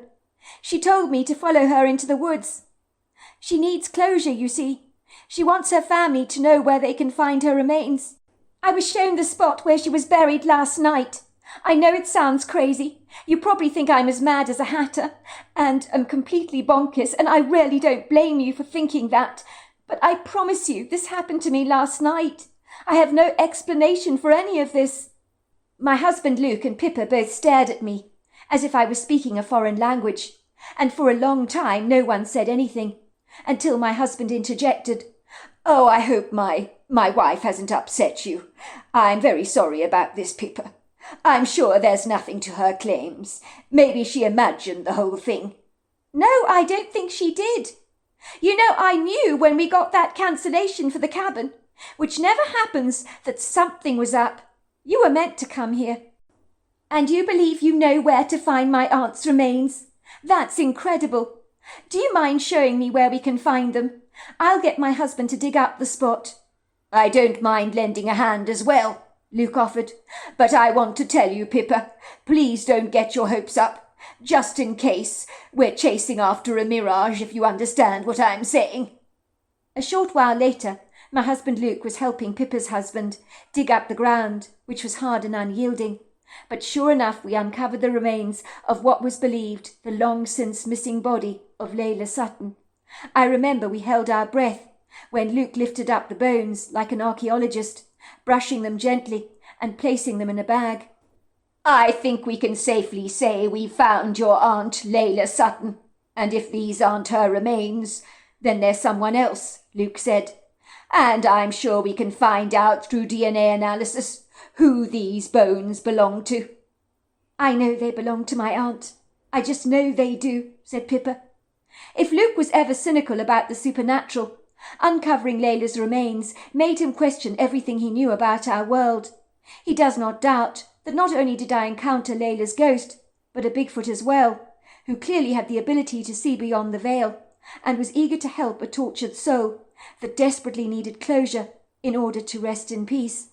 In some bizarre, rather curious way, I must have been called to the cabin supernaturally to help close a 40-year-old case. The family always suspected they knew what had happened to Layla, but their beliefs were hearsay. But it would soon be confirmed in the coroner's report that the remains had indeed belonged to Layla Sutton. 2 years before Layla's death, she had met a man whom she described as the perfect one for her. "I have met the most incredible man," she told her parents with wide, excited eyes. "His name is Harris Montgomery. He rides a Harley Davidson. Isn't that cool? Can you believe I've met someone like that? He always wears a leather jacket. I love men who wear leather jackets." Layla's mother had encouraged her daughter to invite him over to dinner. "Well, if you feel this way about him, sweetheart, then he must come to dinner so we can meet him ourselves. He sounds quite wonderful." Pippa's mother, Rebecca, promptly told us that her parents had grievous misgivings about her sister's boyfriend. "I don't like him," Layla's mother had told Rebecca. "There's something about him that gives me the chills. I don't like the way he put his hand on Layla throughout the meal, as if he had some kind of ownership over her. It was very disturbing. I worry that he's one of those controlling men." It would seem that Layla's mother's ominous words took root, because sure enough, Layla found herself caught up in an insufferable relationship with Harris. "I remember my sister would have all these bruises all over her," Rebecca told me. "She'd make all these stories up about how she'd walked into a door. But she'd never been clumsy a day in her life, so I didn't buy any of her stories."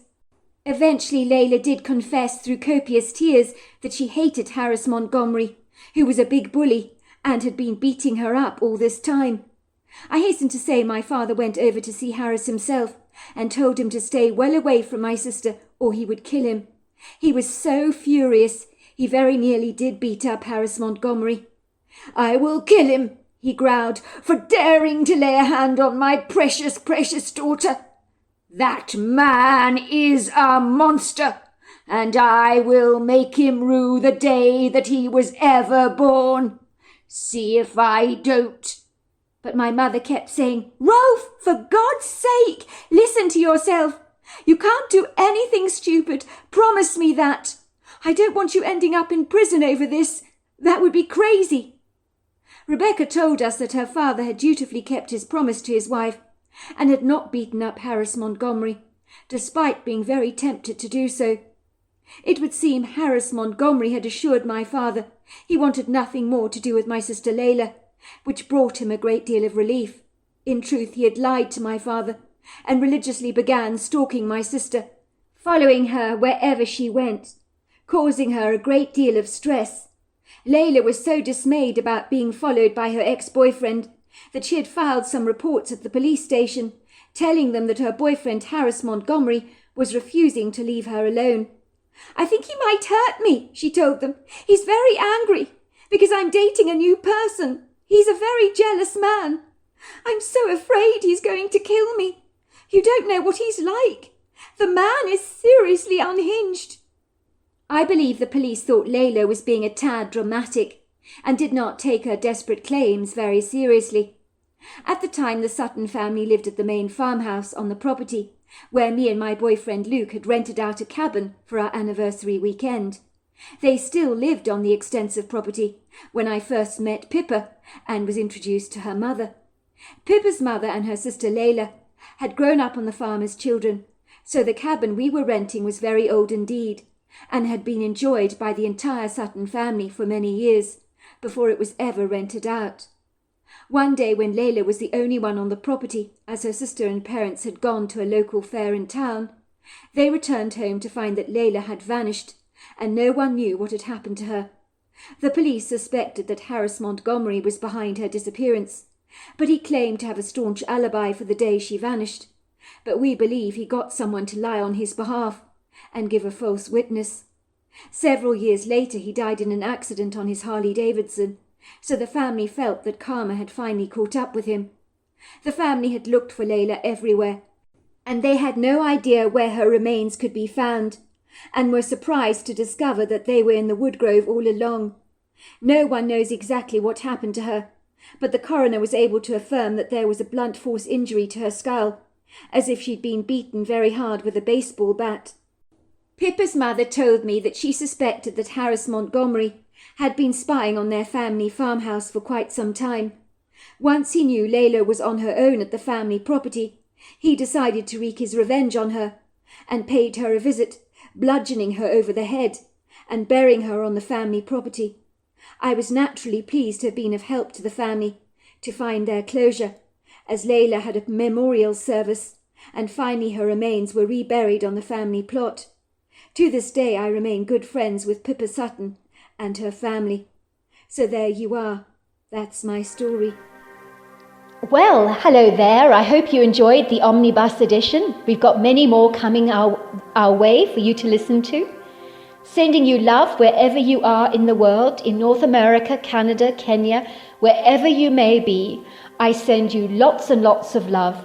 Thank you for listening to my Omnibus, and I really do hope you enjoyed it, because that's the whole idea about it, is to give you some interesting stories to listen to. So until next time, goodbye and good night.